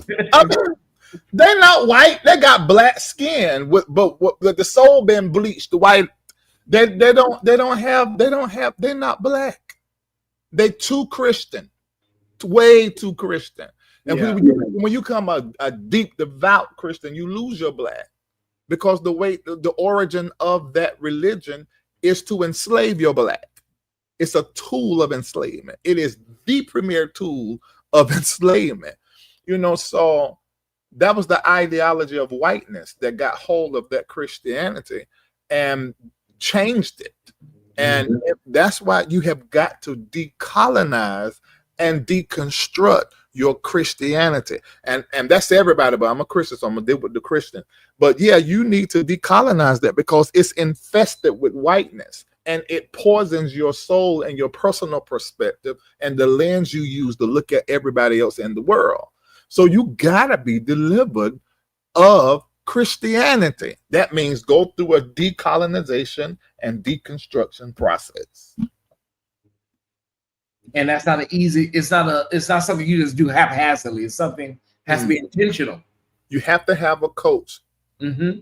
that has some therapeutic process, a futuristic aspect as well, and some clinical training and a community to go through decolonization and deconstruction. Because it's literally you rewiring. It is like you connecting with spirit to and to do some neuroplasticity work to where you rewire your new neurons, new neurological pathways, new dendrite endings, new firing and chemical releases in the different parts of the brain. When you start embracing something new and you do it consistently and it lives in your mouth, you begin to experience the joy of the rewiring that happens in the world of neuroplasticity. But you have to do it. And that's why you need the coach and the community to help reiterate until you get reprogrammed. Because whiteness is a program that runs in the consciousness to colonize it. So when you have to get delivered from the whiteness that was given to you on the wings of your religion, Christianity. Wow. Yeah. And that's why it was so important, you guys. I had to do Patreon last night, but it was so important, the live that you did last night, breaking this thing down and opening it up even further than you did on your last video for that one.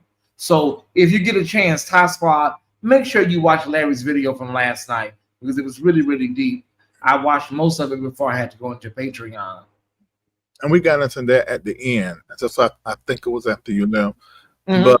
But man, that is so wicked. And the fact, and I know who posts, I know the editors at Christian Post. Okay. Sad to say that one of the main ones is black. Mm. And they don't embrace mysticism at all. Okay. We are in an interesting time, and we can classify it as bad because sometimes it is. But at the same time, we're in the best of time because the scales are falling off of some people's eyes, and they're seeing, wait a minute, the church house, the White House, the schoolhouse, and the playhouse, world of entertainment, are all one energy, spirit, united as a stronghold. And it has a strong hold on the minds of people all over the world. But I am not one of those people.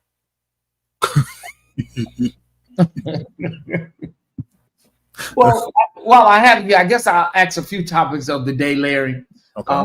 Before we get out of here, there's this conversation about having a October 14th, a day of remembrance for the young man that was recently unalived, and so it's tearing America right down the middle right now.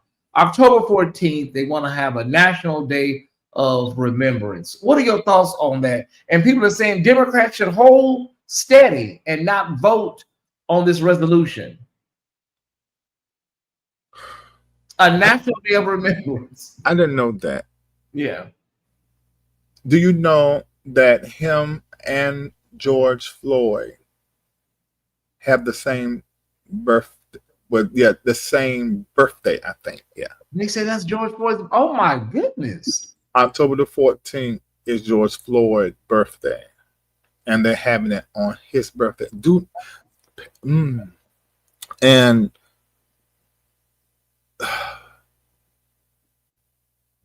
whenever a pattern show up, spirit is speaking to you. Mm-hmm. So to see this 10-14, October 14, between these two people who were both murdered before our eyes, spirit is trying to get you to pay a darn attention. Yeah. It's like when you see the repeat of patterns and numbers, then that's an angelic moment. Spirit is trying to get a message to you.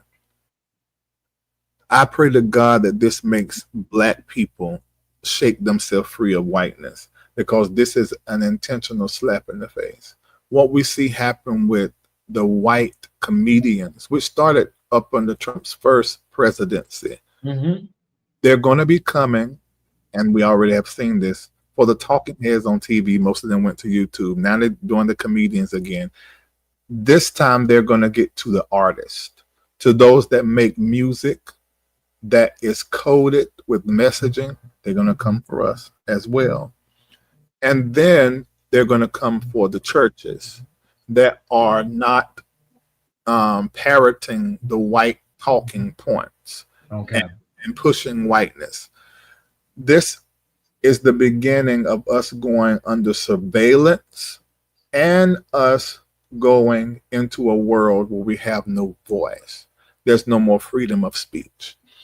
I told the community I served 2 years and some change ago to be careful about what they post online. And I told them I will not be careful, that I have the grace to confront. But everybody don't have that grace. So I want to say to you, if you're working for somebody, a 9 to 5, if you work for the government, you need to cleanse all of your social media 10 years back and do it quickly. Yeah. But those of us like me and Tyesse who have the graceful commentary, hey, we're just going to take it, and we have to be wise in what we do and how we do. But we have an assignment to bring people into the knowledges. Okay, so Sister Harris, Kamala Harris, is coming out with her book 107 Days, Larry, next week.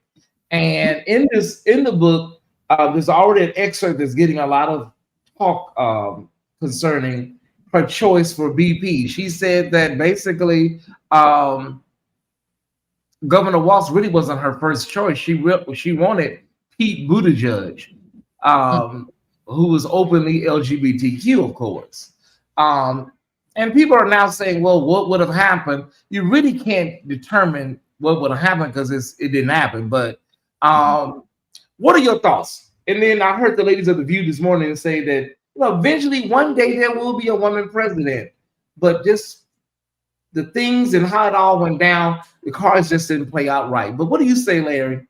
Do you think things would have been different if Pete Buttigieg would have been her running mate, or was the fate going to be the fate? It's interesting that she actually believes that she lost. That's number one. Okay. We did not. It was in January, again in March, that people asked me in 2024, what did I see as far as the president? And I told them I looked and I couldn't see an election. Of course, we had an election. The night before the election, I dreamed the true results of the voting, and I saw states blue that ended up being red. I knew, and the contractors were with me at that time. I told them and told them what states. And so this was not an election. It was a coup, and nobody is saying that. The office of the presidency and all of the main seats around that was stolen strategically, and the planning began over a decade ago, and they done a great job at it. The other Republicans, the other Democrats, the other independents who were not a part of that, are not a part of that, do not stand for that. We have to take a different approach now. We have to be more militant. We have to be just as sinister. See, a lot of times the mistake people make all the time, when you fighting a lie, you don't always fight the lie with the truth. You fight the lie with a greater lie. And the other Republicans, Democrats, and independents who see this hodgepodge of hallucinogens and made up smoke and mirrors that has fooled millions of people. We have got to see that and create our own cloud and create our own noise. That's what has to happen. That's the only way you can combat this, as far as the government is concerned. Now, we as Black people, we need to go into our spiritual weaponry bag, not our Western Christianity. We got to go into our Africa stuff. While we're doing it on a personal level, we have to organize and create Black safe zones all over this country, because it's going to get worse. More people are going to know how bad it is this time in 2026.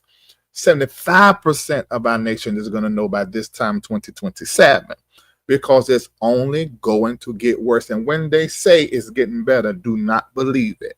And I'm going to say this, you better hope Donald Trump don't die, because if he dies, it's going to make what I already see that's bad is coming ×2, because it's the people around him that are the wicked people. Donald Trump is just a narcissistic, egotistical, manic, unhealed Gemini. Simple as that. Classic. Okay. Last question. It's a doozy. It's a doozy, Larry. Media giant Sinclair has called on Jimmy Kimmel to apologize directly to the family of Charlie Kirk and make a financial donation to the family. What do you say to that, Larry? Would you, in order to keep your career, in order to keep things going, would you do it, Larry, or would you say to hell with y'all? I will say, Baruch. There is no way up under the sun that I would do that. But 10% fuck that job. I know that's right. But he may have to do it. Yeah. We'll see if he will do it. I really need. I'm sitting with some things, and I started to say some of this last night. What's going on with white people ain't our problem. Yeah, I agree. It's not. And we're gonna sit back and watch them fight and kill each other. We just got to make sure we create Black safe zones so that we are safe. And we need to get our Black people Black, not just skin, but soul deep Black. That's what we got to get to work on. And these people like ABENDEGO, I love Tiffany Montgomery, she on the list. All these people who saying this stupid stuff. Somebody sent me a video where she said that God told her moving into 2024, there's going to be a great revival and all this stuff. But there's one thing we need to be careful of, and that's to make sure you're not so Black that you're unchristian. What? I didn't know she said that. I just found it out less than 10 hours ago. And I love her, but she's dead wrong. And she's also, no Black people should be following that. Along with that other, the fake delivered lesbian that's still a whole butch. And what's her name? And then all of them folk, nobody should be listening to none of them Black people who got white people talking points, because they are who Master always used to get our minds programmed. So Jimmy Kimmel, Larry said he would he would bone out and be like, y'all got it. I'm good. It would be all kind of customs. Well, you know, Larry, this is a great conversation. And the John Piper man, listen, I'm sure that woman did not expect all of that when she called into the podcast, that he was going to tell her all that. But nowadays you get people that, you know, try to find an answer, but they ask the question to the wrong people. Hey, everybody, thank y'all for tuning in. I appreciate you. That's the wrong people, brother. Yes, everybody, Larry Live follows it. He does great topics and he covers it well. So I think you would enjoy. Just try it, follow, see if you like it, and watch and just see. I think I enjoy it. And when he ain't on, I'm like, dog, which Tyesse on? Ain't nothing on TV. You know, so but I know it takes a lot of work. I know this job. It is. It does. I told everybody I was gonna do a live tonight. I nicely called production, said, let's do it Monday. It's a lot. It's a lot of work. It is. People don't understand. They see us sitting here and they think, oh, okay, that's easy. No, it's not. It's really not. It's energy work, because we have to sit here and our energy has to expand so huge to lock in where you at, somewhere across around the world, thousands of miles ago, away to hold you here. Yeah, we're sitting in front of the camera and we are vibrating so big, So when we hit that off, it's like Yeah. we can feel our energy come back to ourselves. Mm-hmm. I thought I was the only one. Right, but it don't come back the way that it left us. It left us full. It come back lacking. So then we have to build our own self up, back up again, in order to have the live for the next time. You know, and so this is a different kind of work. This is harder than what you guys know. So every $8.88, every $4 that help us, it does you to give of ourselves and not have to worry about the bills and the finances connected to doing this type of work. You know, and I remember the days I was where Tyesse is, and I'm like, dog, if Tyesse in a good place, because I didn't know everything I know now. I would a team of 20-something people, put them on payroll, and just ate up all of the provision that was coming in, putting it back into the ministry and paying people to help me. You know, but now I have wisdom, and I thank God I have a second chance to rebuild and to build in a very smart and wise way. But this is a hard job. So those of you that are watching, I don't know if Tyesse asked you already to donate to his platform, but I think it's a great time to donate to the platform. Let me say this as well. You must take your black dollars and put them in black spaces. This is the time now to take your money back, to literally take your money black. Take it out of white, take your money into black. And we all need to do it. And that is the way that we can empower black leaders and not leading blacks. See, leading blacks have the platform and they have the money, but they ain't black. They're leading black. That means everybody, they're popular black people. But a black leader is going to be saying what I'm saying. They're going to be saying what Tyesse is saying. We're saying the things that we've heard people like Malcolm X, Kwame Nkrumah, the things that they were saying. That is where your money need to go. And that is who you need to support. Absolutely. Well, I appreciate it. Let me put my cash app up one time. I will gladly accept it. And I thank you, brother. We do have breaking news that was just sent to me, y'all, from ABC News. I'm going to get to it right after I put this cash app up. 1 second. We got breaking news from ABC News. The CDC panel abandons COVID vaccine recommendation. They are now saying it is a personal choice. This is from ABC News 5 minutes ago. The Centers for Disease Control and Prevention's Vaccine Advisory Committee on Friday voted to abandon its recommendation for the COVID-19 vaccine, with the committee unanimously voting to recommend that Americans get the shot based on individual-based decision-making, meaning it's a personal choice. Again, that is ABC News 5 minutes ago. Okay, so I'm going to say something, and I didn't say it during the pandemic, I don't think. I always said, if you're healthy enough, get the vaccine. And then all these conspiracies came up.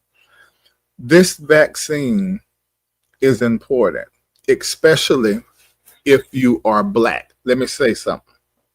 If you are healthy and you're on regimens where your vitamin D3, you're making sure it's high and all this kind of stuff, stick with that if it works for you. But if you have underlying conditions, it's really a two-edged sword, because the COVID-19, depending on how severe your condition is, the vaccine can keep you alive if you get it. That's true. And in other situation, if your health is so poor, the vaccine could actually, add to your problems. So, but that is proof right there that it's a true and real vaccine, that they're making it be a choice if you want to, because COVID has wiped out a lot of blacks. Yes. And it's because of our underlying conditions, because we're eating Western food and we're not on our Eastern diet. And bruh, you're going to have to be smart. This is the time now to meditate and pray and hear a voice in your ear telling you don't eat that. Hear a voice in your ear, don't go there. Hear a voice in your ear, okay, don't take that they say you need to take. You're going to have to hear, because your prayers right now, we've been saying this in the community for a while. Your prayer, one of your main prayers right now need to be, Father God, protect me from my government, because they are out to kill black women, black men. They want to keep for the work. They want to put us out there in the field. Mm-hmm. Kill the black woman because she is causing our nation as black people to multiply. They don't want her to do that. They got to kill the black woman. The black man, they want to make him back enslaved. The homeless, they want to totally eradicate the homeless. They want to kill the sick elderly, and they want the LGBTQAI plus to go back in the closet. Mm-hmm. That is the American agenda summed up, missing some parts as relates to Project 2025, Agenda 47, and Project Esther. That's what it's all about. Well, I tell y'all one thing, we are really seeming like we're out here on our own, Larry. So it's good to have people like Larry, like Dr. Reed, and other bloggers and YouTubers that are out here using common sense commentary to get you the information you need, because we really have a government that's really not functioning for the people. They're out here doing whatever they want to do. You see in Florida, they're saying basically it's up to you what you want to do with your kids and vaccines. And this is just a really diabolical time that we're living in. So do what's best for you and your body, because with the high processed foods and high fructose corn syrup, your blood is so thick and so just, you can get something and just it can wipe you out in a matter of days, because we're taking in such bad food. I heard you, Larry, when you said you had came back from Dubai, and how you said the food just tastes different. Even fast food tastes different in Dubai. It made me sick. Yesterday, I had to go do a taping with them preachers, and I went by Chick-fil-A and had one of their lemonades. And no, I wanted to get the Chick-fil-A lemonade. I didn't get it. I ended up going to the Publix. But today, I'm going to get me a Chick-fil-A lemonade. I just got the lemonade. But I used to eat Chick-fil-A regularly. When I got back from Dubai, when the gun in Dubai was gone for like a month, and my whole system just reject. That's when I done that video about the Burger King, because I had them when I got back. But my system, I have not been eating like your regular fast food places. You know, if they got something healthy, I get that, because my body just ain't taking it. And sometimes I'll order something and I'm pick it up and I put it in my mouth and my body reject and I spit it out. We are eating poison. When I say listen. And the thing is, they thought this thing through. They said, okay, we're going to put all this stuff, 350 chemicals that's banned in other countries. We're going to put them in this food. The human body it is better than even the smartest quantum computer there is. So they knew the body could process this stuff. Our kidney, our liver, it can process it. And we still probably live about 70 or 80 years, probably around about 50, 60 years old, you're going to get a little sick. You know, then if you make it through that, you'll live to about 70. So they have already thought this out, and they know how much money they'll get out of every sick person. Billions of dollars. It's called the Food and Drug Administration. That don't make sense. That's weird to anybody that you got food and the drug. Food is a drug in this country. And when you eat the food, you need another drug so that you can get clear of what the food done did to your body. Y'all, it's all a big farce. It has always been a farce. It's not a matter of America's is declining and America's is turning away from God. It was started in evil. The bloodshed of black bodies. This country was founded on wrong. And it's just the reckoning is what we're seeing now. And these dumbass motherfuckers that call themselves prophets and preachers that is out here saying the stuff that's going to kill more black people and disempowering us. Ooh, Lord, let me calm down. I just can't stand dumb. And it's just an epidemic. A whole bunch of just dummies. And the government is not letting up. That man just passed another executive order that's basically going to make being homeless and being mentally ill a crime, and you're going to get locked up. Yeah. And then you have the Fox News reporters say live on the air that you should they should just do lethal injections on unhoused people, and he's still on the air. It's absolutely crazy. But that's they're gonna do it. This is so much what it is. Yeah. What a great live, brother. What a great live. I'm glad that you were able to merge our platforms together with this conversation. You can, if you're not a Tie Squad member, you can always just go back and watch the original video from the beginning. We were talking about a whole nother subject, but this conversation was also a part of it. So if you want to watch the whole thing from the beginning, feel free.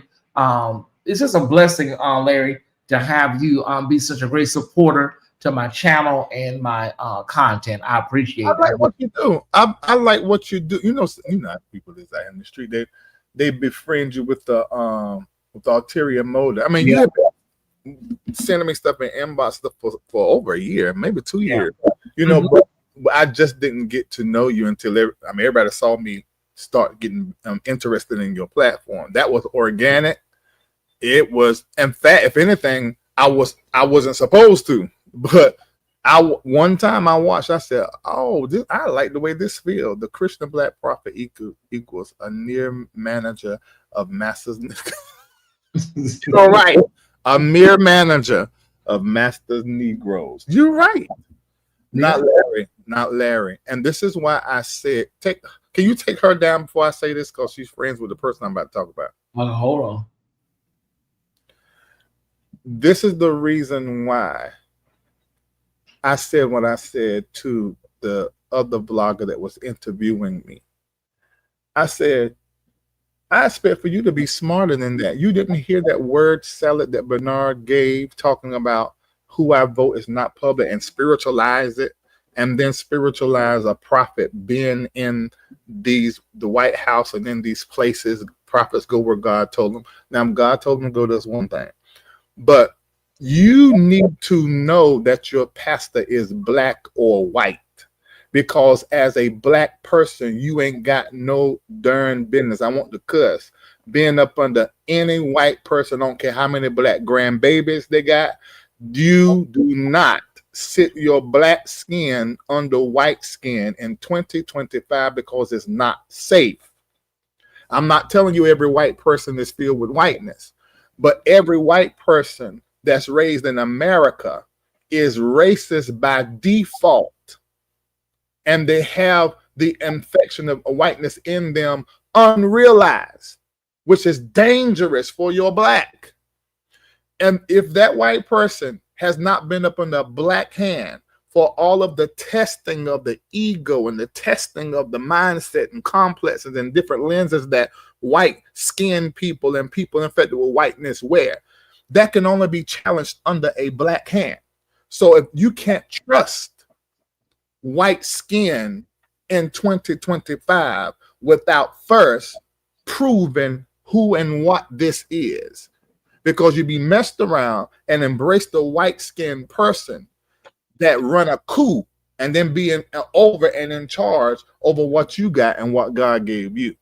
I hope you hear what I'm saying. I'm not telling you that they're not your brothers and sisters. 99.9% of all humans are the same, and we all got melanin. But you are the only people who have been targeted by every ethnicity on the face of this planet to take your place and to use your power and your creativity and rob your culture. That only happened to you. Can't trust them. You only can trust your black leader. That was a whole word.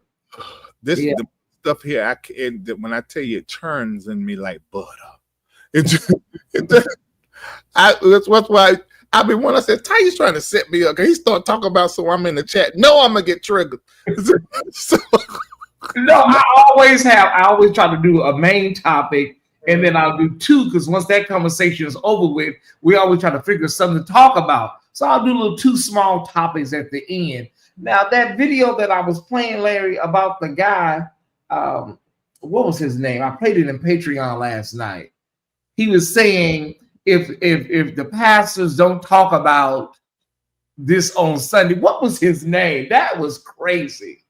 And I thought he was talking about something else. But he was talking about if your pastor don't talk about Charlie Kirk.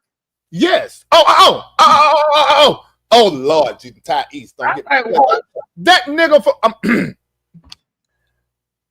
You remember it was a viral video. You know who it is. It was a viral video of a black man in the pulpit, and he was talking, and then the white man had to come out, and he was his pastor, and I did it on my show. I played his video. It's that boy. He got black skin, but his soul is white. He married to a white woman. Oh my God. So and that's a whole nother conversation. Something happens to black soul when a black peen enters a white puss. The only thing that is good that comes out of that is that for the first time she sleeps with the man. That's number one. But other than that, what happens to the black soul is poisonous. We should be putting our seed in our own field. Now, love is love, and I'm for love, black, white, blue, yellow, any kind.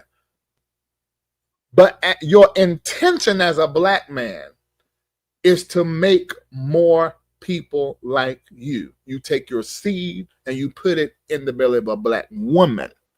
That is not something that you should be doing, is picking up the white women and making them think they black queens, because they never will be. But with your seed being put in them, they get to assimilate it. And you're not supposed to do that. So yeah, that's that black man. He was talking about the same talking points as the white people. Did you hear the white man say that if Charlie Kirk was alive during Jesus' time, he would have been the 13th disciple? Oh yeah, they're saying he needs to be put in the same category as Martin Luther King. He's a civil rights leader. They're actually saying he needs to be recognized as a civil rights leader. I can't. This is crazy. And Tyesse, at this point, I don't care. I do not care. I'ma say whatever need to be said, and I do not care where the chips fall, because I know I'm graced to be locked up in jail for something that I said. I know I'm graced to be targeted and to be somebody coming after me because of what I said. The Spirit told me this when I was in high school, woke me up, creeped me out, put John 14 or 16 in front of me, talking about how they will kill you thinking they're doing my service and put you out of the church and all of that. Spirit spoke that to me and let me know of my calling back then. Now it makes a lot of sense, but I didn't back then. So I'm good on it. Say whatever you got to say, do a minute videos, what you got to do. I'm still going to say what needs to be said as relates to whiteness, white-skinned people, women, the LGBTQAI+, these fatherless children by these preachers and bishops. I'm still going to say that. Anytime I got a mic in a space, I'm still going to wear I'm still going to wear you out, because it just needs to be. It's very important, though, to the Larry Reed Live community, the Ty Squad community, and everybody in between. What they have going on right now is people going around like bounty hunters, looking for things that you're saying, and then they're calling your employer directly. So it's important to scrub your platform right now of your job, your employment history. Even if you have to, your LinkedIn, maybe deactivate that or make it private, because people are really crying on TikTok, Larry. Lost their job, lost their financial stability right now, based on one post or something they may have said. Horrible. But that's Project Esther. But see, that's where we're going. You're not going to be able to talk. And I seen a white prophet. Somebody sent me her name Cameron, I think it was. Believe that. White prophet said that this God took her up to heaven, and she saw Charlie Kirk receive a crown and how he was wrapped in. I can't do this. I ain't lying though. I said, I watched it twice. I said, and she looked just as like she ain't got none of her mind. Like it been gone.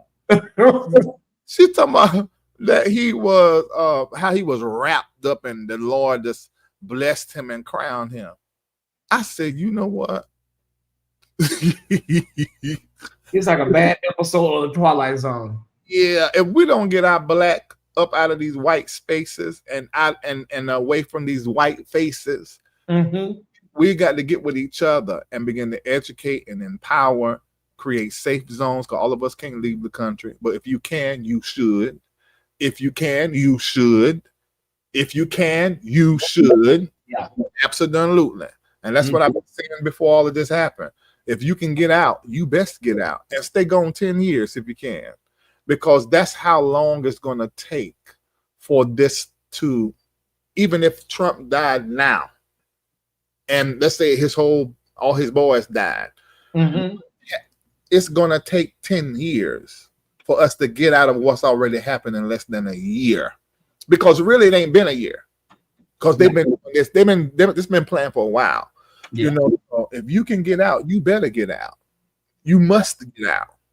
I ain't got money. Go and see if you can get approved one of them loans for about $25,000. If you got a job and you make money over the internet, you need to be getting out of here and see if you can get one of them loans and then go overseas. Read between the lines. Yeah. Right now, it's really, really praying time, Larry. It is. It's really, really praying time. Well, what's on your agenda? You said you canceled your show for tonight. You said you ain't doing it now. Nope. So sorry. I told y'all I was coming back on, but no, I'm not. I'm tired. I can't even do that run I was trying to do. You know, so I'm tired, and it takes a lot, and especially when you're building a new studio and all that entails making sure everything is right and organizing, and it's a lot. I can only imagine. The way we got the studio now, me and Kendall can't just run it. So I actually got my daughter being trained by Al Yaka Productions Latrine, who built it, and she'll be happy. But I'll be gone next month for a long time, so y'all gonna be back to seeing me doing lives from wherever I'm at. But when I'm here, I better use the studio. And the studio, it took a lot to get it up and running, and we still need to do a couple more shows to work some stuff out, some stuff go right, But yeah, I'm probably. What you got to do Monday, Tyesse? Monday is I do like Rip from the Headlines, one of my big shows. Okay. So the best day for me would be Thursday. Tuesdays or Thursdays. Tuesdays or Thursdays, because those are Patreon days, and I can move some things around better. Yeah, because I'm gonna do it next week or Tuesday. I'm gonna do it with you Tuesday. Natchez in here. We asked her about Monday, but that's his big show. That's why me and Funky Dineva couldn't do it, because he done started working hard on his YouTube in the evenings, and that's his main money.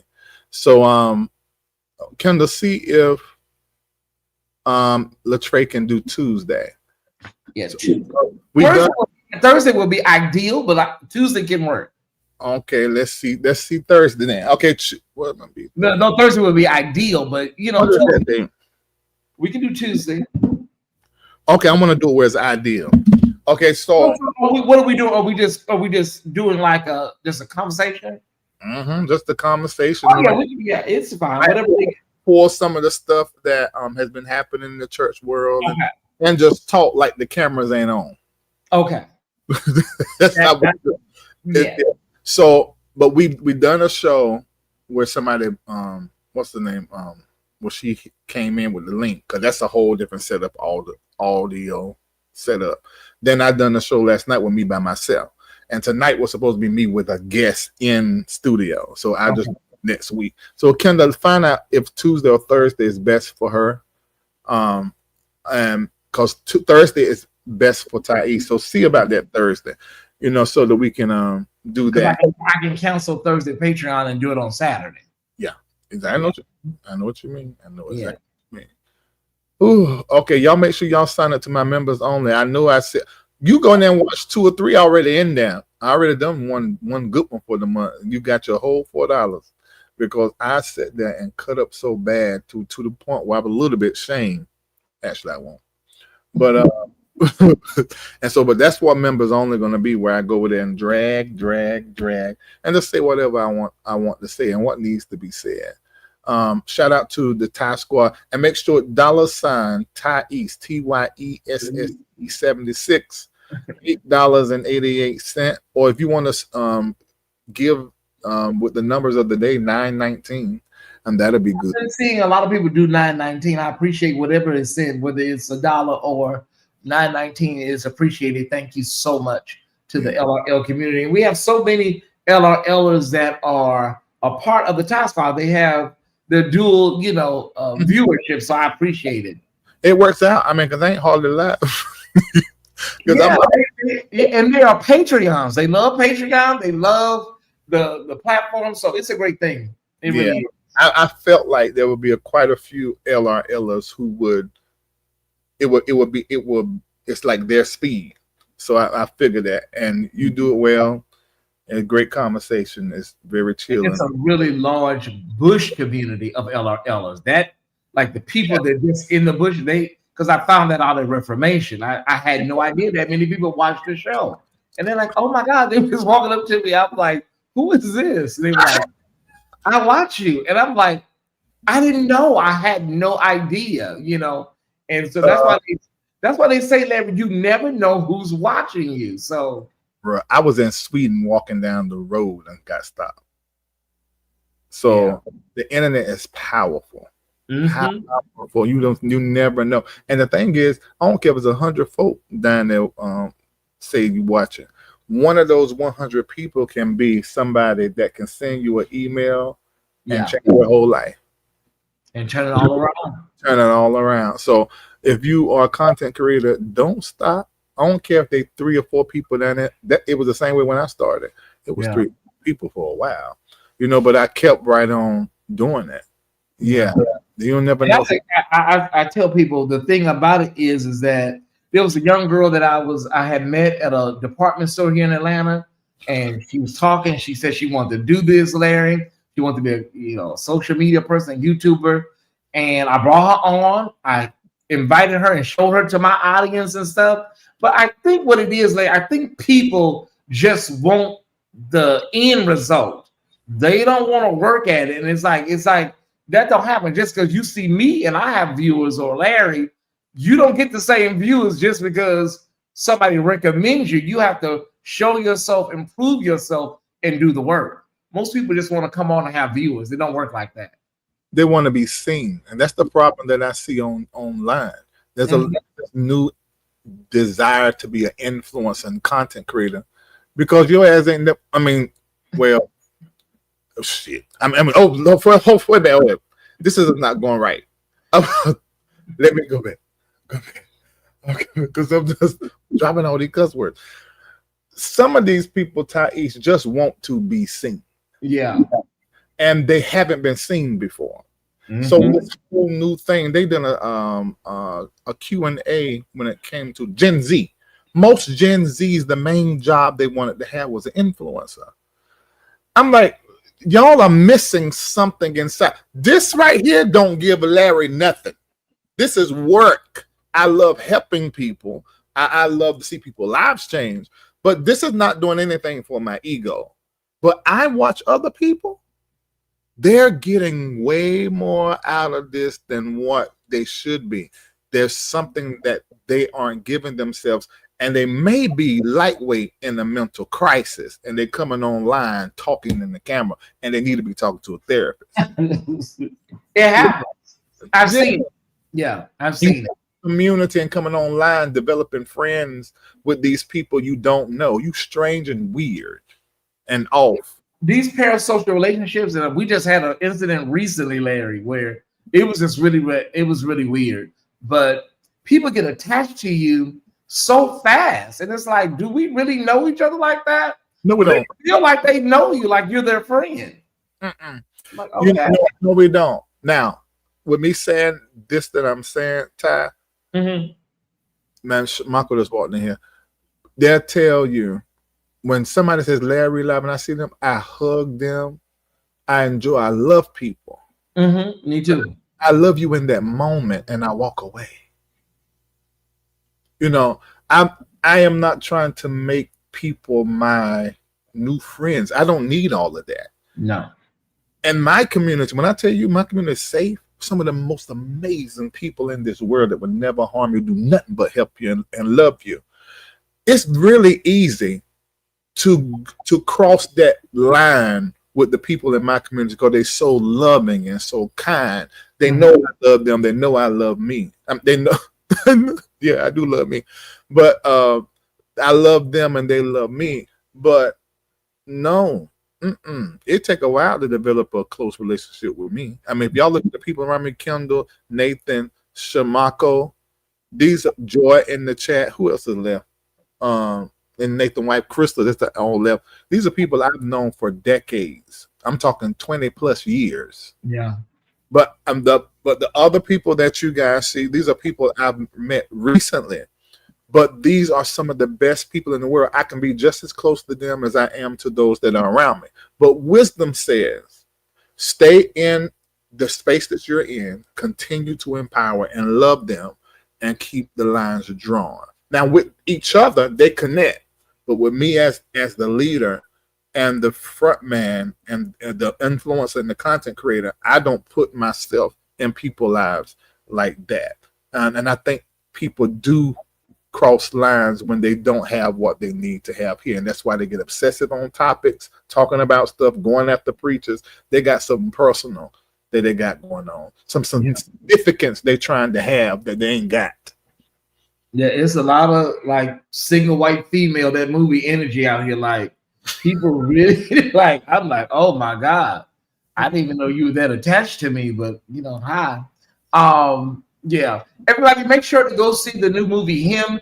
It drops this weekend. It opens today. Jordan Peele. Remember, you got to think, you know, with him, you got to put your thinking cap on. You may have to take a memo pad and a pencil. It's called movies. I love his movies. Yeah, but they're really deep. There's all of this hidden symbolism and different meanings and things. So yeah, it's one of those movies. Whatever he does, you're gonna have to think. Is that the movie where is one of the Wayans brothers in it? Yeah, Martin Wayans is in it, and it's about football. I think that's gonna be good because I remember seeing the preview when I went to go see this last movie. Yeah.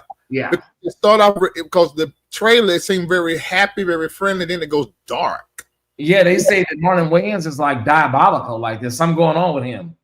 In real life, you know, he a nut. He probably can play crazy easy. I see it on the view. He said he was able to tap into it really easy. I'm like, okay, of course. All artists got a little bit of nut in there. So I got a little nutty side. You know, so I'm pretty sure it's in there. So yeah, I know it's in there. You know, because when you do me wrong, I get very sinister. And the thing is, I sit in a corner and wait about 5 years. You think you got away. Then all of a sudden, one day, you come home to your house and the whole house is gone. You're like, what happened? Life was going good. Since I left Larry, everything was going good. Then one day, everything just tied up. I begot you. Yeah. He was telling the ladies of The View, like the thought process behind getting this character was, what happens when you come into contact with somebody and you meet your hero and your hero is actually jealous of what you become? Basically he's a coach or a trainer or he's a former NFL person and he is seeing this young guy come in and it just kind of goes from there. So it's going to be something to see later. I can't wait to see it this weekend. Yeah, I didn't know it came out this weekend. I guess I go. Today. It opens today. Yeah, he gonna go. And The Conjuring is still playing. I saw it last weekend. Oh, I went too. Yeah, that was a lot. It was good. I'm gonna tell you what I liked it. Oh, I wish I can show you what I've been doing, but now I got on the great joggers and I ain't got no drawers on. It might make you raise some money, but anyway, I've been doing this. I took off running like this, Tyesse. What movie is that? Wait a minute, take off running like what? Like this, okay. I will see if I can do it. Lord, my house is still up. Okay.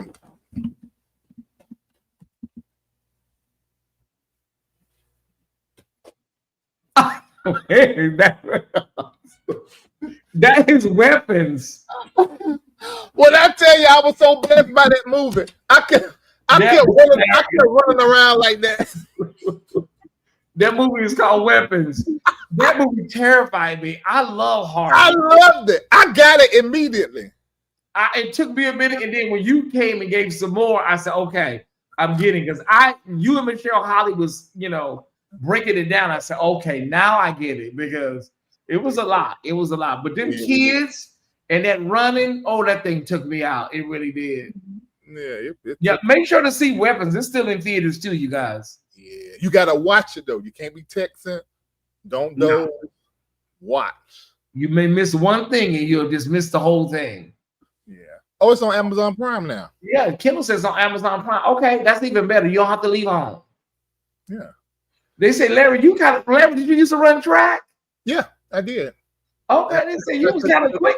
I did run track. I did for many years. Well, this is a great live, brother. I thank you, and hopefully we can hook up this week, the following week, and collaborate and do some other stuff. We will, because I had said it. And William called me tonight. I want to be one of the people in your new studio interview this week. I didn't respond back. He probably said, I'm like, well, I interviewed you 159,000 times. And the thing is, if we do something, it just seems like it's going to be a problem. Like, I wasn't invited. It's like, you did your thing. You came by and did your thing. Like, I think we can all do separate things. Right. But I know that can be a problem. Yeah, but you done been here how many months? And you when you get here? I got here May 1st. Right, and I haven't seen. Well, I saw you when you came to Reformation, but we haven't sat down and talked. Yeah, and talk. No, that'll be the first time. So yeah you definitely got to come, Tyesse. Be good, Tamara. Be good, Tamara. And I'm gonna record you walking, so we can post. No, but they're gonna clip that. They say I don't have any feet. I don't do that because they're gonna take it and run with it. It'll be all over you. Listen, you already know. This right here gonna make them talk, but when we go face to face in the what's the name, they're gonna talk. We gotta give them something to talk about. Let's give them something to talk about. I cannot. Well, I tell you one thing. I'm looking forward to it, brother. And I can't wait. I said that when I met Ty too. Well, I enjoyed meeting everybody at Reformation. It was really, really a great experience. I'm looking forward to next year. Yes, next year is not gonna be in Africa, is it? Same place, July the 24th through the 26th. But if you are a patron, you can go with us to the Ghana Experience, March the 20th through the 21st through the 29th. Will you be flying out on the 20th? Mm-hmm. That's a great experience. If you get your ticket now, I saw a round trip for $800. You should. Wow. Tyesse, you should. I got to go. But you know what, Larry? I'm still working on this name change with my birth certificate. It's a nightmare. People do not understand. My birth certificate has an incorrect spelling, an incorrect name, actually, my middle name. And, you got to go through hurdle. You got to get court orders, and you got to go to the court. And it's like, it's crazy. You got to go ahead and do it because let me tell you, with Trump, you got to go ahead and I got to get it done. That's going to be done. It's going to be done. And I want to go. It'll be my first international. Africa is not too bad because I don't have to fly over large bodies of water. Because what you do, we'll fly. Well, if you go with us, I fly from here to New York, and then from New York to Ghana. It's used a little bit over the water because they follow that land mass over you, but it's over the water. But you're going to be asleep. You ain't going to know nothing about it no way. But it's like when people go from, like, say, San Francisco to Australia. I couldn't do that. Oh, I can. I'm going to Australia, but see, I fly on the 7th to Ghana. I stayed a little while. Then I go to Dubai, and I'm be there for a long time. So from Dubai, I know exactly what to do to get to some of these places. Some places I'm not flying a whole trip over the water. It just ain't happening. If I know it, I can close the window, but I still know. I'm not doing that. No. I have had to go. One time I took a flight from Atlanta. They picked up off. I was looking at the map. They picked up off the thing and went straight over the water to Africa. I said, this whole trip is over the water. And I just, my nervousness, I took 2 or 3 muscle relaxers and just laid back. Said, I got to take something. Lord, put me next to death and let me stay there until until we land. Because No. my thought is like, if something goes wrong, where are we going? Where are we gonna land? Like, yeah, that's crazy. All right, brother. Thank you again for the invite and the collaboration. I appreciate it. We're live tonight, everybody. We're live tonight for Friday Night Live. Because I'm kind of late right now, it ain't gonna be nothing too deep. Okay, so we're gonna keep it light tonight. Because Larry taking the night off, I should take the night off. You know, and you should. I'm gonna do something light. It's gonna be very light. What time you gonna do your live? At 9 o'clock. Oh no. What happened? I might go to. I'm saying I might go to the movies, but I want to see what you're gonna be talking about too. Maybe it ain't gonna be nothing. It ain't gonna be nothing but Cardi B pregnant again, baby number 4, and same old stuff, Larry. It ain't don't much change with pop culture. Oh, you doing pop culture? Okay. Yeah. Okay. Yeah, it'll be around 9-ish tonight, and I'm not gonna be long. I'm not gonna be long because it's already almost 5 o'clock now. So yeah, I'm so glad you did this, and I'm connected to my platform, so they still got a show, but it just ain't. They still got something to watch. It ain't what I said that we're gonna be. Well, I'm looking forward to the Funky the Neither. When is that gonna happen? That's the thing, is because he got this new show that we have been, me and him and me and TS have been saying for months. We're gonna do a show, and they ain't did it. So more than likely, I'm gonna try to get it done before I leave. Okay. One of them, either TS or him, before I leave. I love his new studio, or his new back. Yeah. Beautiful. It is absolutely, and this is big for him because all these years it's always been just how it was. And he found it in the studio. Yeah. Well, I'm learning. I'm dealing with, I've been doing backdrops for a long time. So I'm kind of like really getting comfortable with this backdrop back here, Larry. It's nice. Yeah, just leave it the way it is. Because I've been taking backdrops down and moving things around, and I'm learning. Sometimes less is more. So I'm good. Yeah. And it's more intimate because people see where you really live and how you really look. I mean, because people love this. They thought this was a thing. I said, no, I'm in my bedroom. It's better to fly from New York than into Johannesburg and then Accra. The devil is a lie. That's too much stopping. I like to fly from here to New York and from New York straight into Accra. Why would I go way on the other side, the east coast of Africa? Because Johannesburg's on the other side and then come back to the west coast. It must be a bit more economical. And that, if that's the case, I got that. But all that flying like that with my back, no. That's I've never traveled with Southwest Airlines. You got to stop 3 times before you get to where you're going. That's too many takeoffs and landings. And your body, that's changing your blood, your blood, everything over and over and over again. No. Like you go from LA to Chicago, or LA to New York on Southwest, you're gonna stop at least 2 times before you get to where you're going. No. Yeah, that's just too much. Up under no circumstances that can happen. And I think this time I'm gonna try. Well, not this time. One of the times I'm gonna try that flight with Emirates out of New York straight to Dubai. Because normally when I go to Dubai, I usually end up stopping in Ghana. And then I fly from Ghana to Dubai on Emirates. But they said it's a 17-hour flight from New York to Dubai on Emirates. But the good thing about Emirates, Tyesse, it's better than Delta. Oh, wow. It's way better than Delta. And the food, good steaks and whatever. There's Emirates make you feel like you on a vacation in their plane. I flew American here, and I must say their first class was very underwhelming. It really was. But Delta, their first class for the trip one way, it was diabolical what they were charging for one way first class.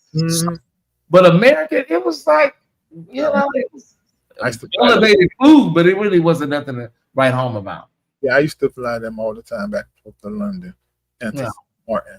But now Delta is what I use. And Emirates is becoming a new favorite. And the thing about Emirates, you can get the Delta One experience of Delta in Emirates business class. You ain't got to do that first class.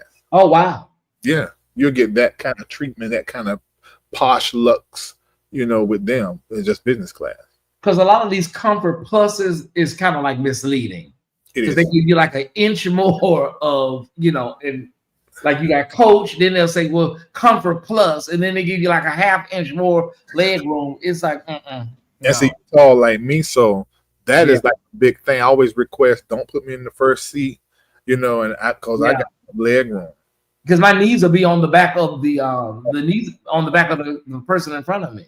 Right. So yeah. All right, brother. When they come here, when they talking about how Africans are, I'm gonna tell you this.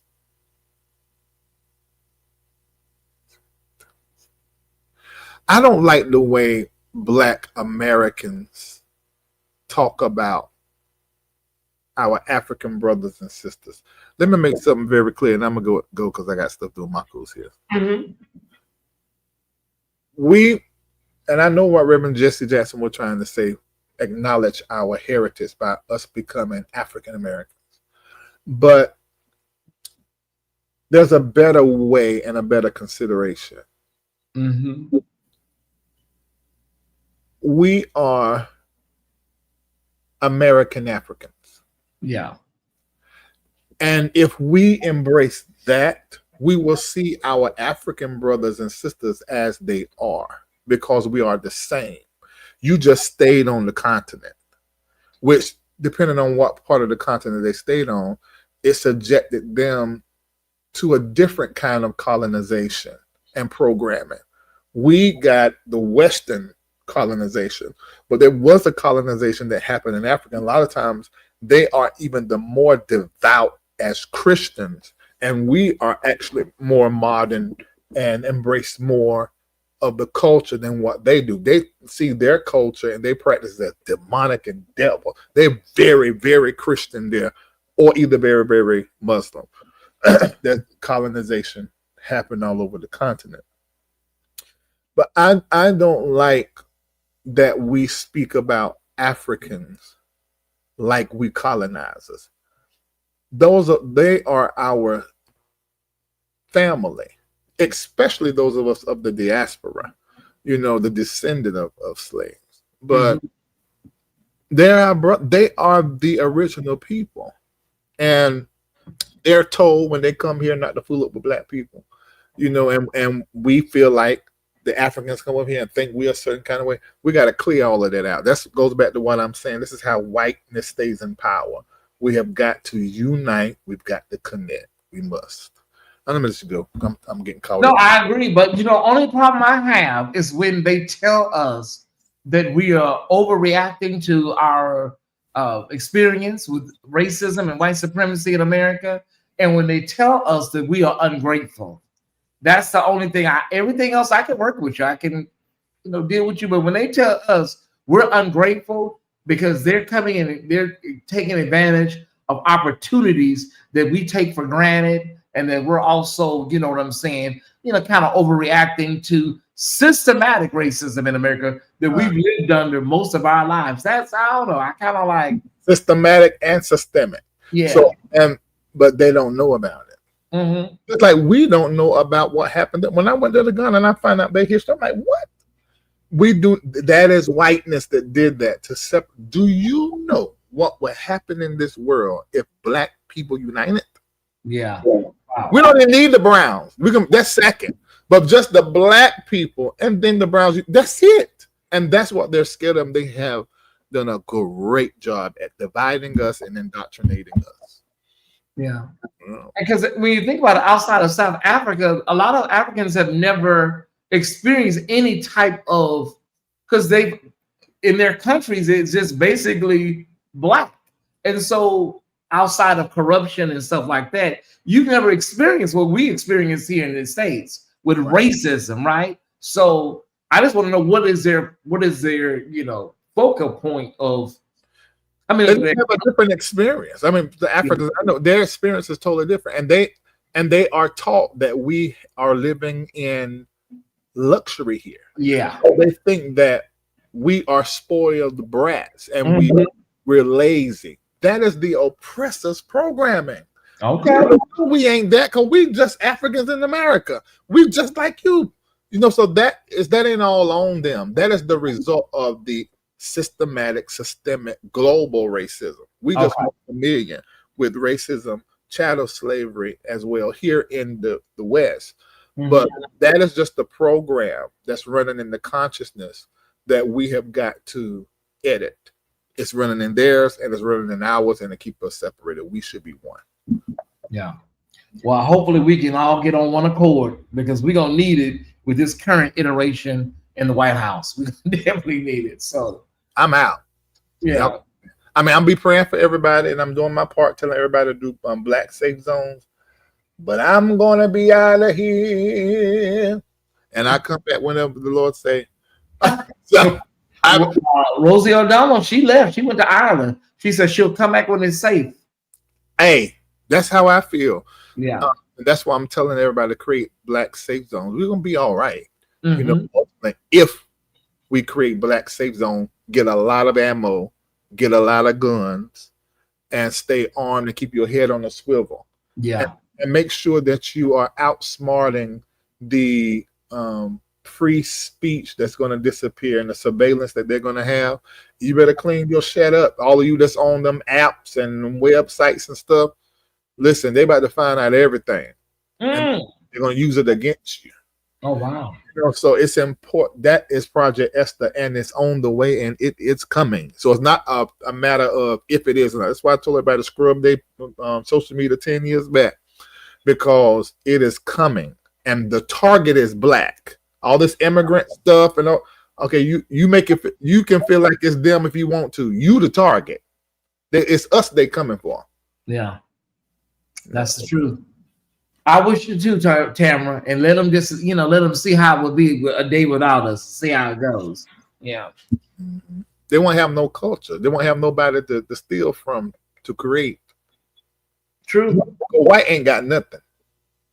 Yeah, because we dominate sports, entertainment, everything. Yeah. They can't cook. No seasoning. Ain't got no lips. Ain't hardly got no ass. I'll be watching cooking shows. I love cooking shows, Larry, on the cooking channel. And when our non-melanated brothers and sisters, when they cook, they'll take some salt and go like this. And I'm like, man, what are you doing? And they'll do the same thing with pepper. They'll go just like that for a whole dish. And so it makes you wonder what the food does. Their ancestors left Africa 70 years ago, went to the north in a whole different environment, and that's why we just said that's why they are the way that they are, because of that. Yeah. That is it. Well, I tell you one thing, black people, we may have some health complications, but their food gonna be seasoned. We may have diabetes, high blood pressure, but their food gonna be right. It's gonna be right. But we can take some herbs to curb that. Yeah, we can handle all that. Black people will put a whole bag of sugar in one thing of Kool-Aid. That's to make sure it's right. Pop the right herb after I listen. I done got so many people off of diabetes medicine and blood pressure pill. And I noticed you like salty and sweet, Larry. I like savory and sweet. Savory. I don't like salty and sweet. I like savory and sweet too. I like that too. I like dressing with cranberry sauce. Oh, I love that. Yeah, it has to be something like that. Like I like something savory but sweet. Like I like salmon croquettes, but I like it with honey or syrup. I see. I'm that person. I like fried chicken and then sprinkle a little bit of honey on top of it.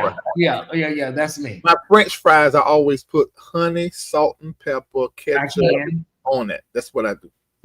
Yeah, and see that's the thing. When you're a foodie, you come up with all kinds of things that people think is really, really weird. So yeah, and be blessed by it. I'll be so blessed by it. Okay. So this is gonna be good next Thursday, because I see how we do. We get caught up in conversation after conversation. So that's good. That's gonna make a good one. All right. Well, I can't wait. And then we'll go from there, brother. Thank you again. All right. See you later. All right. You can keep on going because I can stop it on my end. Oh, cool. Okay. Find out how to do it. Okay, so I can tell the Tyesse Squad a few things. Remove from Facebook from this stream. And remove. All right, I'm good. Bye. All right. Okay, so Tyesse Squad, thank y'all so much for tuning in today. It was truly, truly a great live. Came on for one topic, and of course, at the official Tyesse Report is always going to be something with legs. It's gonna have little legs on it. So thank y'all for tuning by. Shout out to Larry Reed Live. We're gonna do something tonight, but it's gonna be very, very light. When I say light, it may not even be a Friday Night Live at this point because we're behind. I'm so behind. I have to eat, I have to rest. And so just letting you know, y'all, it may not be a Friday Night Live. It may be a check-in, it may be something because, yeah. But I'm still gonna see what I can do. I'm gonna see what I can do. I'm feeling maybe a top 5 Friday, maybe something that we can do. Yeah. Thank you, Timbri. It was really, really a great live. Thank you so much. I'm not taking no more inboxes, no more breaking news, y'all. Unless something happened, you know, I'll break that live. God called him home. All right. All right. Okay, great show. Thank y'all so much. All right, everybody. I had some really, these grapes from Publix are so huge and they're so good. So I did have some of those. So I did have something on my stomach. So these are so good. These are not muscadines. They're not muscadines, but they are huge and they are great. All right. All right. I'm gonna put these in the ice box and get me something, make something really quickly for dinner. And yeah, I'll see everybody tonight, maybe 9:30. We'll figure out what we're gonna do, and then we'll go from there. Have a phenomenal rest of your Friday, and I will see you in a little bit. Thank y'all. Be sure to support the platform if you can. You know the places to donate. You know the places to give. I appreciate it right there. Okay. That's where you sow. That's where you give. Have a phenomenal evening, everybody. It is time for me to thank you, Tarleton, for your cash donation. I appreciate it. It's time for me to get on down the road, y'all. I gotta go. I got to go. I gotta run. All right. Bye.